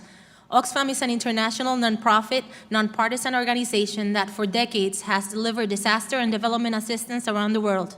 Our work has taught us that effective and lasting recovery and development is dependent on empowering local people and communities to claim their rights, fight injustice, and hold their government and private sector accountable. The challenges that we see in Puerto Rico are very similar to challenges we have worked to solve in many other communities that are recovering from disasters and lifting themselves out of poverty. I have lived in Puerto Rico all my life. I was there when Hurricane Maria hit, and as a director of Fundación Fondo de Acceso a la Justicia, plunged into getting resources for legal assistance teams who travel to rural, poor, and disenfranchised communities on the island, and who to this day are struggling to access recovery assistance. In my work at Oxfam, I remain tightly connected and consult daily with communities and civil society leaders in Puerto Rico, and I can tell you that our low-income and marginalized communities are facing critical challenges that impede their recovery and puts them in harm's way in the face of future disasters. We believe our recovery must be equitable, transparent, and effective. We have seen over and over again around the world that extreme centralization of the kind seen in Puerto Rico invites corruption and leads to ineffective and poorly prioritized spending. It does not take advantage of the local community's historical and institutional knowledge. I'd like to submit for the record an Oxfam report entitled "To Fight Corruption, Localized Aid," together with other documents that show support to my statements. As an evidence-based organization, we strongly believe that there is nothing more powerful or effective to combat corruption and ensure that federal dollars really meet people's needs than to give voice to community leaders. They know best what they need, and in Oxfam's experience around the world, they are by far the most effective and reliable voices pressing for good governance, accountability, and transparency. We know that in the face of corruption, Congress and federal agencies often propose further centralized controls. In Puerto Rico, this includes the withholding of funds, the assignment of independent financial monitors, while other policymakers suggest the intervention of the Fiscal Oversight Management Board. The legislative proposal being discussed here today also includes the appointment of a reconstruction coordinator. It is important to establish immediately that the whole discussion of Federal Recovery Funds coordination or any legislation thereof should be separate from PROMESA or its amendments. Also, it is clear to us that civil society in Puerto Rico overwhelmingly rejects the idea of greater centralization and the continued disconnect from those who matter most, the people. Oxfam's core message to the committee and the U.S. Congress is that those measures will not solve the challenges at hand and will not yield the results we all seek. We believe this moment is a critical, important opportunity for the U.S. Congress to demonstrate that it is listening to the civil society in Puerto Rico. A fast-growing list of civil society organizations and supporters has endorsed the concept of a civil society working group as an alternative for the coordination of recovery funds. Note that in our current endorsement list are organizations that represent hundreds of smaller ones: United Way of Puerto Rico, Grupo G8, PRODEF, and VAMOS, among others. Also, we are submitting draft language to create a civil society task force that has been developed in dialogue and with the direct input of many of these and other groups. As we work with partners on the ground to socialize the task force idea and get input, the support list continues to grow. The Civil Society Task Force will consist of 13 elected representatives from across civil society and 4 highly experienced professionals who will be embedded in each key recovery agency: FEMA, HUD, COR3, and Vivienda. As asked by those groups endorsing the concept, this task force would, first, advise and advocate for transparent, accountable, and effective decisions and outcomes that address urgent needs and achieve equitable and resilient recovery in Puerto Rico. Second, oversee processes to ensure stakeholder participation and incorporation of stakeholder input, and ensure the voices of women, elders, the disabled, and marginalized communities are heard and addressed. The embedded representatives will be the main support to the task force in the execution of its duties. They would serve for 1 year with the possibility of term renewals if renominated unanimously by the task force. Other task force members will be elected to serve for 3 years unless the sector they represent decides in their assembly established procedure that their mandate should be revoked. In closing, the urgency for recovery in Puerto Rico makes this consideration of utmost importance. I look forward to answering any questions and continue work with committee staff to make this a reality. Thank you. Thank you for your remarks, Ms. Martinez. Ms. Mayola, you're recognized. Good afternoon, Chairman and committee members. My name is Annie Mayo. I'm President and Chief Operating Officer of Foundation for Puerto Rico. I'm honored and grateful to be here. Foundation for Puerto Rico is a 501c3 local not-for-profit organization. Since our creation in 2011, our mission has been to transform Puerto Rico through sustainable social economic development strategies. Our goal is a prosperous Puerto Rico that unleashes the talent, creativity, passion in the people of Puerto Rico. The aftermath of Hurricane Maria, Foundation for Puerto Rico became an active participant in the relief and recovery efforts, including serving as a backbone to support non-government organizations in the island. We hosted over 180 organizations in our space, a collaboratorio where more than 230 relief missions around the island were coordinated. In addition, we served as a fiscal sponsor to other NGOs so they could implement important programs around the islands in areas like aid to farmers, resiliency programs for local community centers. While providing immediate relief around the island, Foundation for Puerto Rico identified a critical gap in the support of small business owners. We developed the Small Business Cash Grant Program to help hundreds of businesses in key economic clusters stay open, and we grew the program into the Bottom-Up Destination Recovery Initiative. This initiative uses the visitor economy as a strategy for recovery. Originally funded by private donations, we have expanded to 12 towns around the island through a grant of EDA. Last year, the Puerto Rican Department of Housing asked our organization to lead the whole Community Resiliency Planning Program. This program channels HUD Community Development Block Grant disaster recovery funds to develop community-led plans focused on making them more prepared and resilient in the face of future events like Maria. Foundation for Puerto Rico has been working with the federal and local government, with business owners, with local community leaders, and have seen the commitment of all of our partners to guarantee the good use of the disaster funds and the interest not only to achieve compliance, but to drive real change to Puerto Rico. We have firsthand experience with the integrity and discipline with which the Puerto Rico Department of Housing is managing these funds. However, the delay in the disbursement of CDBG-DR funds has directly affected the capacity to implement these disaster recovery programs and is impacting the most in need. Due to the reimbursement nature of the funds, non-governmental organizations like Foundation for Puerto Rico face additional liquidity challenges and burdens that directly impact implementation. We believe Puerto Rico's NGO sector can play a game-changing role, healing the distrust between the island and the federal government, while helping to keep the focus on recovery, prosperity, and integrity. Foundation for Puerto Rico believes adding more layers and bureaucratic processes is not the solution to ensuring the proper use of disaster relief funds. This is what motivates our concern over the proposed creation of the Office of the Reconstruction Coordinator for Puerto Rico. Instead, Foundation for Puerto Rico recommends the creation of a federal point person whose role is to ensure the timely release of the CDBG-DR and FEMA funds. There is a major lack of federal coordination and vision in the use of these funds. Thus, we recommend that the primary focus of this role should be to jumpstart our recovery. This role should assist both federal and local agencies with the development of an organized and transparent process in which recovery projects will be funded, and ensure adequate participation from communities, municipalities, and NGOs.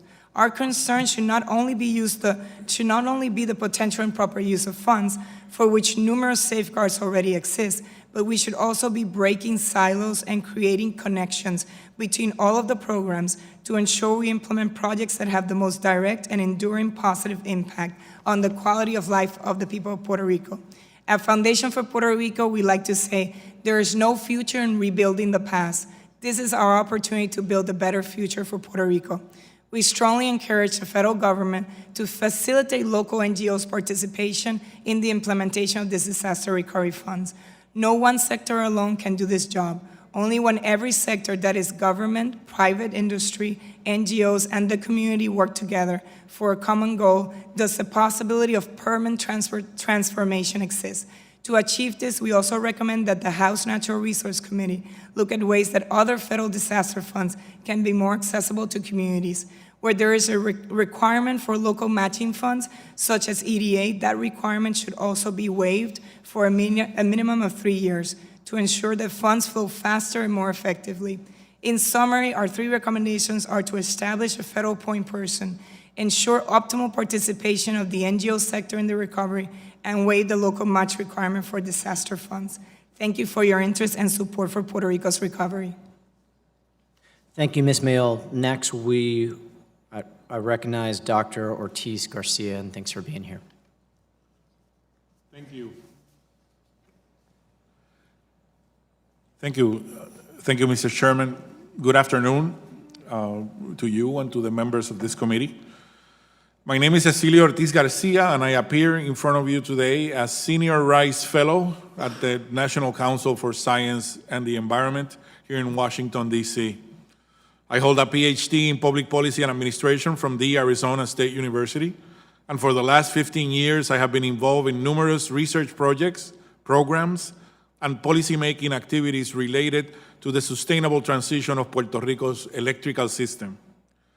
My remarks today will circumscribe to the figure of the Recovery Coordinator for PREPA, and I have the following points to offer which I hope will get us into a deeper conversation about this. Number one, we recommend the figure of the Recovery Coordinator for PREPA. Recent studies on recovery and reconstruction processes suggest that having such a figure might help decrease the length of the recovery and reconstruction process and also increase the quality on the outcomes that could emerge from a better governance and decision-making model. It is important to frame this recovery coordinator in the context of deconcentrating the current power structure, and second of all, the decentralization of energy decision-making. This is going to be crucial for its success in Puerto Rico. The RC, as I call it, also needs to be mindful about the extreme operating environment that he or she is dropping into. Because of the extreme complexity of Puerto Rico's post-Maria recovery and reconstruction process, extreme care should be given to determine A, how the interaction between the RC and PREPA's internal and external communities will be framed, and B, most importantly, what role will the RC play in the overall planning of Puerto Rico's electric system from here thereon? Number three, the RC must be perceived as an agent of Puerto Rican society and not as an agent of Congress. PREPA or the state governmental institutions in Puerto Rico, whether state or local. While this amendment visualizes the RC as a supervisor, controller, and overseer of PREPA operations, and we agree that those are important objectives, the people of Puerto Rico need to have confidence in the RC's abilities to open PREPA's governance black box. Integrating the RC figure in a framework of conflict would only exacerbate the climate of acrimonious fighting and could in fact lengthen the recovery and reconstruction process of the island's electric system. In fact, the RC should help the people of Puerto Rico to reach its vision for a sustainable, resilient, prosperous, just, equitable, democratic, sustainable electrical system as expressed in the Energy Stakeholder Forum vision document in the past. Number four, ultimately, the RC needs a tool to help him or her achieve these boundary-spanning objectives. That body should be the Technical Advisory Committee composed by local expertise, local scientific and non-scientific knowledge with connections nationwide to fill in the gaps and legitimize their work. The National Institute for Energy and Island Sustainability is As the DOE has stated in the reconstruction report, the best resource equipped to help the RC achieve this. The Technical Advisory Committee is absolutely necessary as a boundary spanning tool to assist the RC in effectively engaging with different sectors of Puerto Rican society, capturing and internalizing their values, perceptions, attitudes, not only of as PREPA customers, but also as electricity users in Puerto Rico. And number three, effectively co-producing the knowledge necessary to transform not only the agency, but the electric system in general. In closing, Puerto Rico is right now the quintessential canary in the mine, not only because of its island condition, but geographical location in the path of possible and more frequent and stronger weather events. Also, and more importantly, it is because of its current colonial condition. This makes Puerto Rico perhaps the greatest experiment in democracy in the hands of the United States. Thank you, and I remain available for your questions. Thank you, Dr. Ortiz-Garcia, for your testimony. As a reminder, I thank the panel for their testimony and reminding members that Committee Rule 3D imposes a 5-minute limit on questions. The chairman, I'll now recognize myself for 5 minutes. First, I want to thank you all for coming.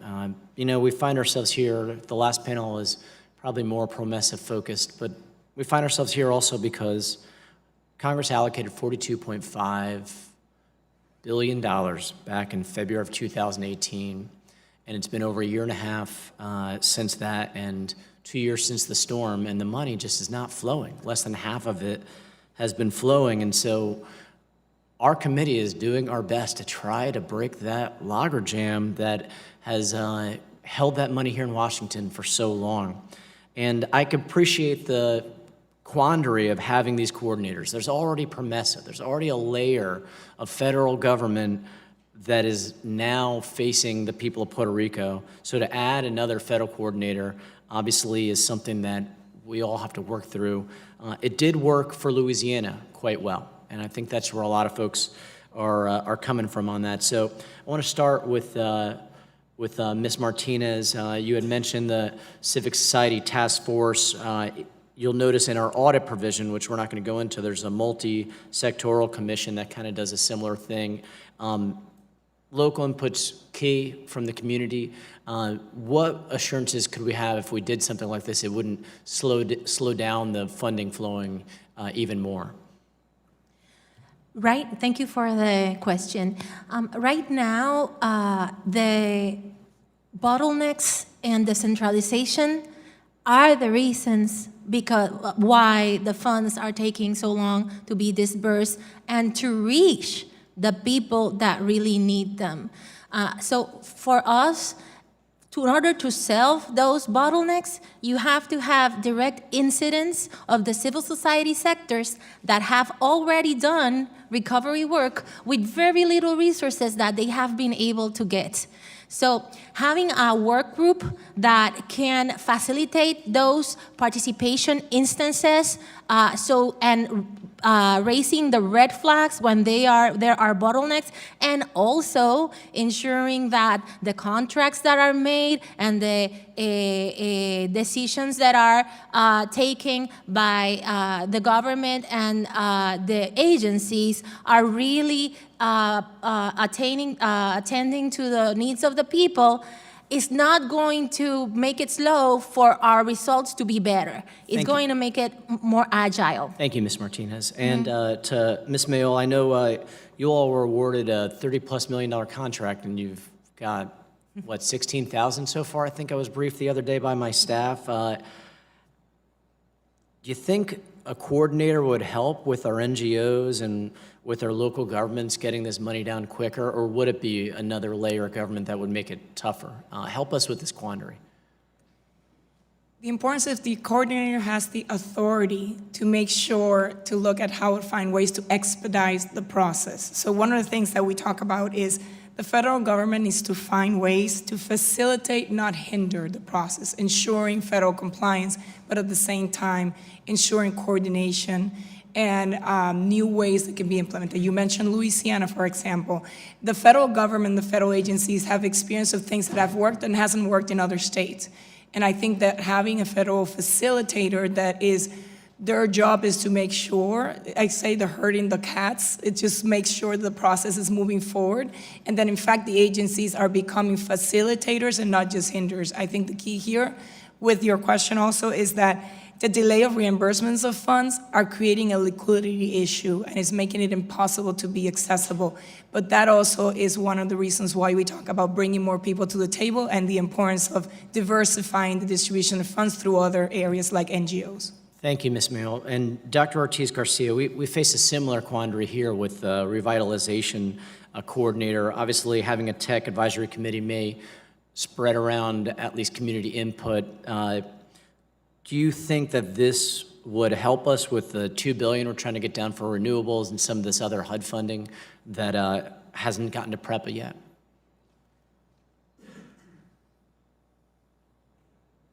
Congressman, I think it would.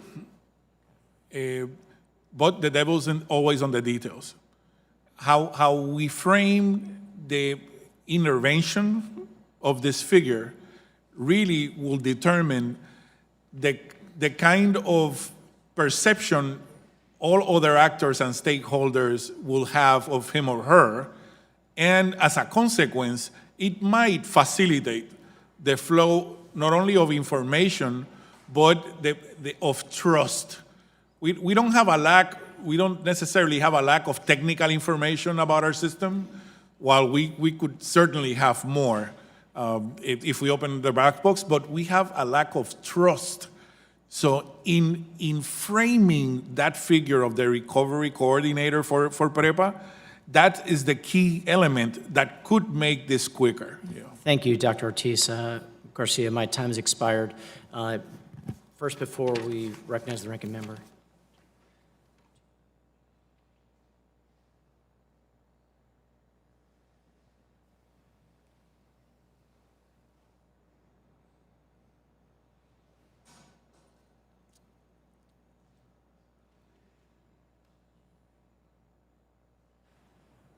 I ask for unanimous consent that the gentleman from Illinois, Mr. Garcia, be allowed to sit on the dais and question witnesses from today's hearing. And without objection, so ordered. Now we recognize the acting ranking member, Mr. Webster, my fellow Central Floridian. Thank you, Mr. Chairman. Thank you all for appearing. Ms.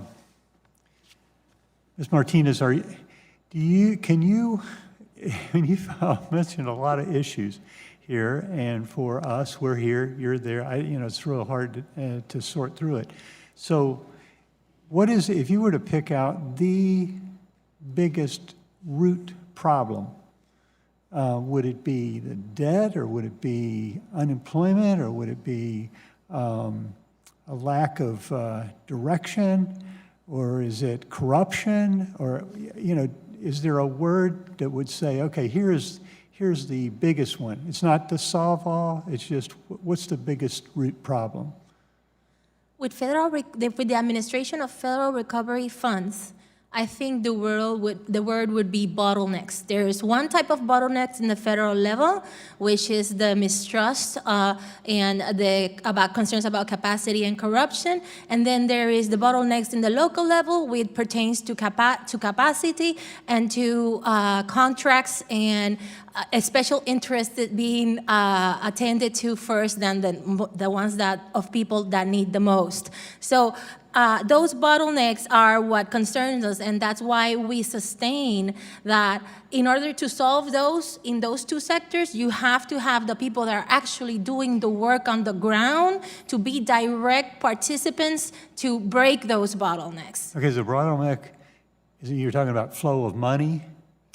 Flow of money, and for them to get to the people that really need them. The programs to work for the people that really need them, the most vulnerable. So there's not a process by which the money could get to the right people? Is that true? The collaborators and organizations that we work with in Puerto Rico have constantly tried since the beginning to have more incidents in the creation of the programs in Puerto Rico and trying to help the government to get things done, and it hasn't worked that way. Is corruption a part of the problem then of these bottlenecks? So somebody, let's say the money is not released. It's not released because there's some kind of distrust. Is that it, or From the federal level, Yeah. yes, and that was completely revealed by HUD in the hearings last week when they said that they had two options: to release the funds fast or hold them for them to be safeguarded. That's one. But over in Puerto Rico, I would say that there are special interests that are being taken care of that are not the ones of the people. okay? And that's in the government itself. The government, the agencies, the private contractors, etc. And you have non-governmental organizations that are ready to do the work, and they have all these blockades in order to do it because of the reimbursement requirements, it's the auditing, the constant intervention of consultants. It's really hard for non-governmental organizations that are actually doing the work in the field to do it effectively. So what would be your solution to, okay, this is the biggest problem, is the bottleneck. So what would you do to solve that problem? Like for us, is any type of instance of coordination of federal funds has to be done with a team. A team from the people in the ground that includes community leaders, includes nonprofit organizations, philanthropy, municipalities that have suffered also a lot, and businesses. That team can be able to really tell the agencies, HUD, FEMA, Core 3, and Vivienda, get over your bottlenecks, and this is what needs to be done. Ms. Mayoli, do you have the same thought? It's these bottlenecks is a big problem? I want to add to a comment, to a question you asked. I think the important thing is the fact of distrust with the case of federal CDBG-DR, which is the one that we've been working with directly in HUD. I think that distrust is unfunded. There is no findings and no issues of corruptions with regards to the use of CDBG-DR funding right now. I do 100% agree with Ms. Martinez that when you centralize $19 billion into one agency to be able to manage all of the programs, you have to find ways to be able to bring other players to support you in that bottleneck. So with regards to the work we are doing, we are one of those people on the table, and we're asking the government, both federal and state, because the federal also opposes a lot of people coming to the table, is bring more players into the mix so that there's more oversight, as well as better implementation and more agile. So bringing more NGOs like Foundation for Puerto Rico to participate in the action plan of CDBG-DR is an answer to making sure that the funding is well used, you don't have issues of distrust and corruption, but at the same time, the movement is quicker. Okay, I'm out of time. Thank you. Go back. Next, we recognize the gentleman from Illinois, Mr. Garcia. Thank you, Mr. Chairman and Mr. Ranking Member, for the privilege of coming before this committee and the opportunity to both hear the testimonies and engage the panelists. I apologize for my tardiness, quite a hectic day around here. All the committees seem to be meeting. I'd like to ask a question of Ms. Martinez. For months, I've been focused on the Trump administration's delays and obstruction in dispersing hurricane relief to Puerto Rico. Of course, that is my opinion. More than 2 years after Hurricane Maria, there are still thousands of people in Puerto Rico living under tarps and for shelter.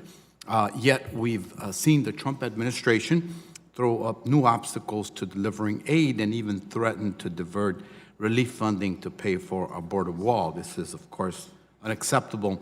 Disaster relief in Puerto Rico deserves to be treated as an urgent priority, not used as a negotiating tool for unrelated purposes. You testified that federal recovery funds should not be in any way thought of as a way to pay creditors and/or inflate economy prospects for the fiscal plans. Can you elaborate on your concern that relief is tied to PROMESA and issues related to Puerto Rico's debt restructuring? Thank you so much for the question, Mr. Garcia.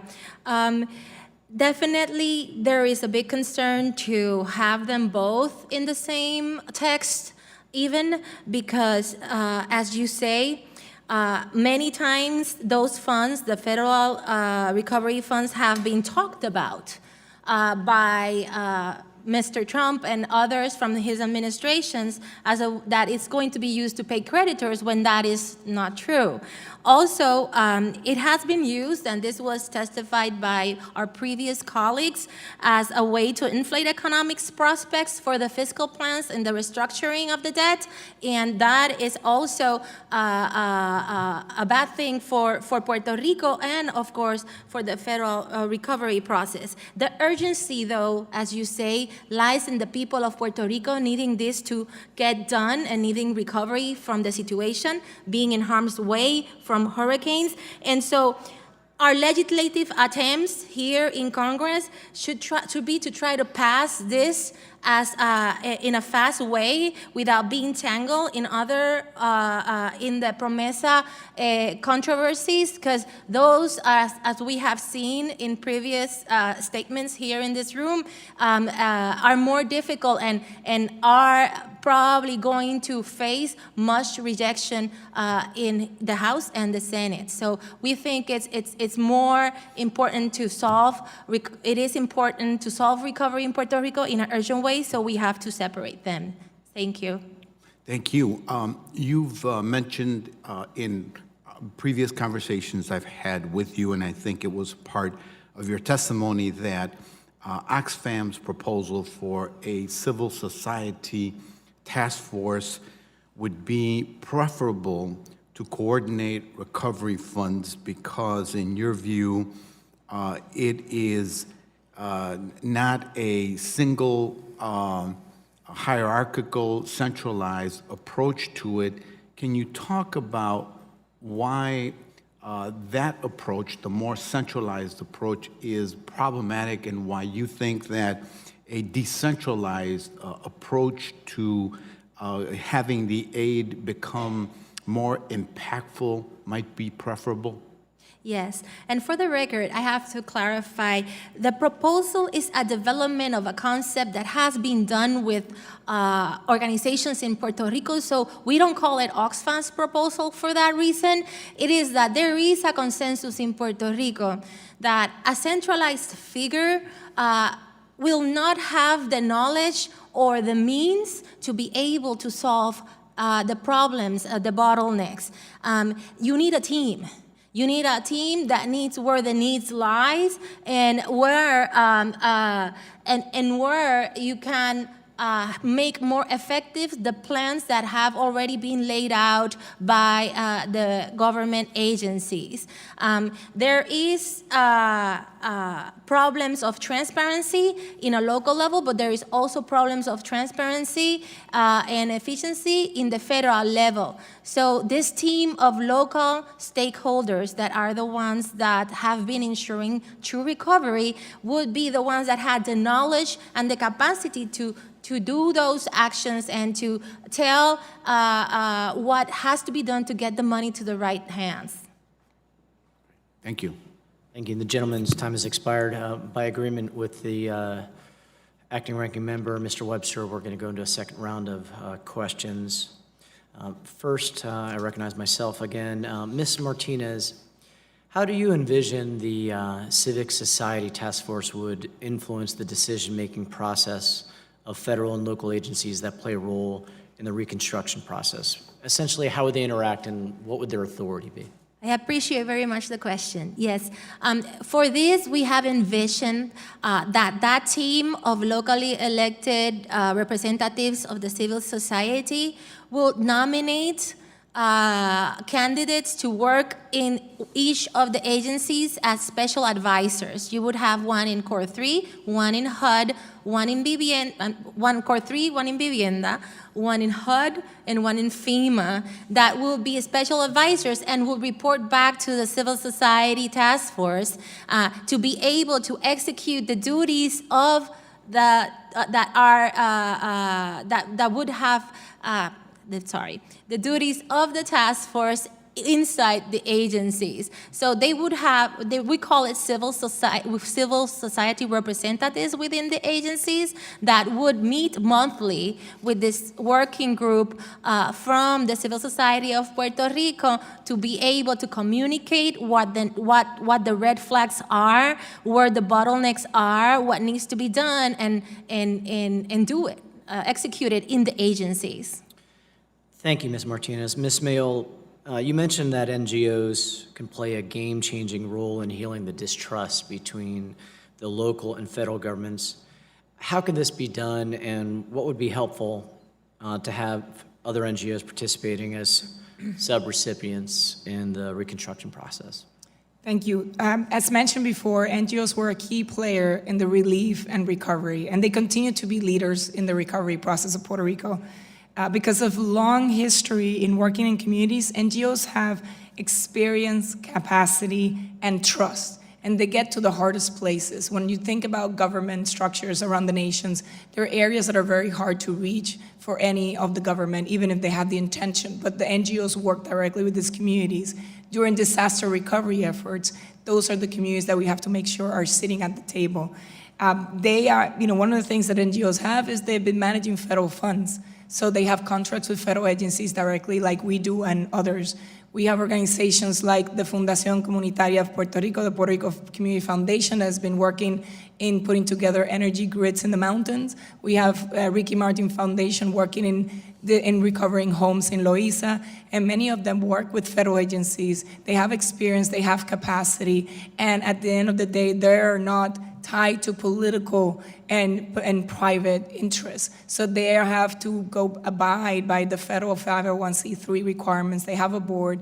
So I think the structure that the NGOs provide that have been effective in other states, Florida is an example that has amazing NGOs that have participated in programs of impact of economic development and of impact of disaster recovery. So bringing more of those NGOs into the work, I think, is the solution. Thank you, Ms. Mayle. And Dr. Ortiz, groups like the Institute of Energy, Economics, and Financial Analysis, UTIER, and other local organizations support the establishment of an independent private sector inspector general for PREPA.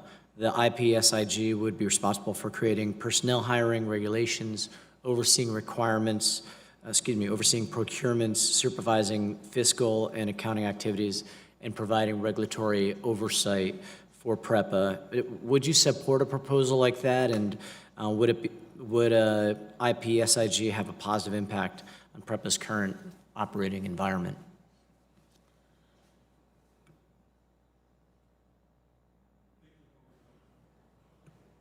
I had on the right one, sorry. Again, the context is everything. If the figure you institute inside our energy policy process it's simply going to be inserted into the current organizational structure of PREPA and will serve you just as an auditor, let's say as an opener of black boxes. That is certainly an improvement, but it doesn't get us where we need to get with our electric system. To use the example my colleagues are bringing here, NGOs are now installing, whether it's microgrids or personal systems in the island, to the tune of over 100 of those systems. If you add the systems that the Red Cross is also putting together, you might go over 200 of those decentralized systems. That is creating the risk of a planning catastrophe in terms of energy in Puerto Rico. You're developing a two-tier system that do not talk to each other and are not coordinating. So we see the figure of the IPSIG as the possible boundary spanner that could come in and help bridge those gaps that are right now taking us in the wrong direction. Thank you, Dr. Ortiz. My time's expired. Next, we recognize the acting ranking member, Mr. Webster. Thank you, Mr. Chair. Okay, I didn't get you, Doctor. Do you believe in the bottleneck problem as being the biggest problem? If not the biggest, it's certainly one of the biggest, sir. Do you have a solution for that? There are really no silver bullets to wicked problems, but I'll take a shot at it. The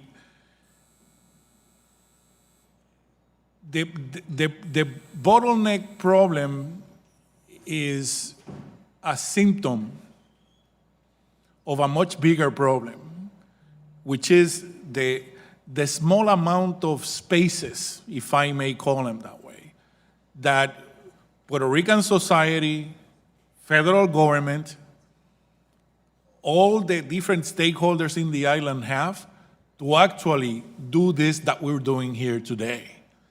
The more centralized decision-making processes are and the less connected they are, the more of a probability of bottlenecks being created you foster. It's just a matter of that concentration of power in decision-making not being dispersed throughout all of those that are actually affected by the problem.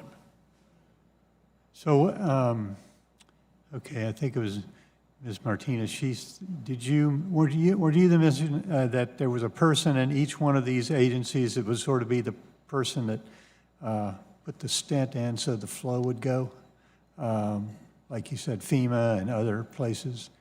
Would those people in your mind be elected officials or appointed officials or just? As the language has developed, we have suggested that those people would be nominated by the civil society task force group. They would give the options of three professionals with the qualifications already lined out. That it has to be 3 professionals, and the agency can recruit out of those 3. And they would work for 1 year. The reason because of that is to have them, they have them answer the groups that they are working for. So there is some sort of answerability to what they are doing. And that is and we call them the embedded civil society representatives because they would be executing the duties of the task force that would also be really well defined in the text. Do you think in 1 year? If they can, if they can be renewed, they can keep going if they are unanimously approved by the task force. It's just that they would have to renew it. I think we want to see improvement. So do you think we could turn the corner in a year? Do you think that was possible? I think that what we need is people that really answer to the people of Puerto Rico and their needs. So in that sense, the requirement of the temporality and for them to pass muster each year is to make sure that they're doing their job. Ms. Mayo, anything to add? I apologize. Yeah, go ahead. So I think the one, Foundation for Puerto Rico supports Oxfam's proposition of bringing civil society and making sure that they have the expertise in the area but are connected somehow to what's happening in Puerto Rico. But I think the point is, as you stated, at the end of the day is finding more people to be at the table. One of the things is working in the models with the federal government. I think they have models like mentioned before. In Louisiana, what are the models that have worked of bringing people to the table in the decision-making process? For us, we are at the table in all governments. Sometimes we're sitting at the table, we're the only non-government entity sitting at the table with the federal government, the local government. And just making them realize the challenges that other sectors face by decisions they make, fiscal challenges, operational challenges that they're not aware of because they don't have to face them themselves as government agencies. I think that's a key in making the right decisions in a more agile way. We support Oxfam's policy. The details of how to implement them, I think those are very good questions that still have to be addressed. Yield back. Thank you. Gentleman yields back. Now recognize the gentleman from Illinois, Mr. Garcia. And please note, votes have been called, but we'll stay as long as we need to, Mr. Garcia. Thank you. Thank you, Mr. Chairman. I will be brief. I would like to ask Dr. Ortiz Garcia and Ms. Mayol the following question. Given the delay, the 2-year delay, what has that done for the people of Puerto Rico, the NGOs in particular, over that period of time about deep thinking about the best ways to rebuild the island and for the long haul with greater resiliency, et cetera, and has that enabled groups to acquire more capacity, and are there more hands ready to implement the aid and to make sure that the reconstruction is done in an effective manner? For example, one of the more recent the difficulties and learnings that people have had, I'm sure, has been the political tumult that the people of the island have experienced. So I'm wondering what's different about 2 years ago after Maria and today, and all of the frustrations and all of the thinking that obviously has gone on, and part of the reason that you're here today. Three things have happened in the last 2 years. One, as mentioned, not-for-profits have had to start working on projects through other sources of funding, private funding, and working on the projects in the community, making sure they're sitting at the community and they got to make sure the community is being taken care of. So they're doing projects disconnected to a overall plan that the government has presented to Congress. They're working towards in silos in order to make sure that things are addressed as quickly as possible through private funding, whether it's philanthropy from the US, whether it's other federal funds. However, on the other hand, those that have put together really good strategies and can really help in the long run implement sustainable economic development strategies that are gonna have an impact and avoid having to have another debt and go back, really help the fact of the debt in Puerto Rico and create economic growth, are sitting waiting to see how they can participate in this process. One of the biggest, getting capital for the not-for-profit sector in Puerto Rico has always been an amazing challenge. Fundraising is very difficult. Private capital does not come to Puerto Rico for the not-for-profit sector as it does for the US. And many people, we were able to get some private capital because of the concern of the hurricane, but we had to use it right away because the government couldn't help in the immediate relief. So right now, in our case specifically, we're being challenged in liquidity. So for example, we have a $37 million grant. We've only gotten 0.02% of that reimbursement in the period of 6 months, or actually 10 months. What do we have to go? Get a line of credit. So the liquidity issue is impacting as well. And Dr. Ortiz Garcia, you have 1 minute and 50 seconds. The variable of time is the most important variable, I believe, in Puerto Rico's case. We have had two impacts: the impact of our bankruptcy plus the impact of a hurricane. Now, if one looks like it's going to take a long time, take care of our debt, FEMA is now saying that they're going to be in Puerto Rico in recovery and reconstruction for the next 10 to 15 years. So when you look at Puerto Rico's timeline, unfortunately, more things remain the same than have evolved. And those that have evolved are evolving in negative trends. This is a red flag that I want to raise here. The more we wait, this is a function of time and doing things right. We do not want to rush things and then create planning problems for the future. But at the same time, to get it right, you need all voices represented on the table as soon as possible.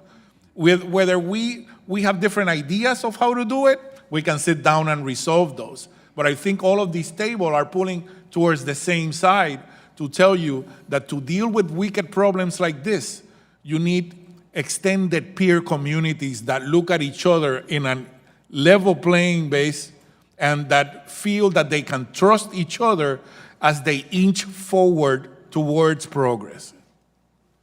Thank you. Yield back, Mr. Chairman. Gentleman yields back. I ask for unanimous consent to enter into the record statements from the United Auto Workers of Puerto Rico, the Center for a New Economy, and Espacios Abiertos. Seeing no objection, that's approved. I thank the witnesses for their valuable testimony and the members for their questions. The members of the committee may have some additional questions for the witnesses, and we will ask you to respond to these in writing under Committee Rule 3.0. Members of the committee must submit witness questions within 3 business days following the hearing, and the hearing record will be held open for 10 business days for these responses. If there are no further business, there's no further business without objection, the committee stands adjourned.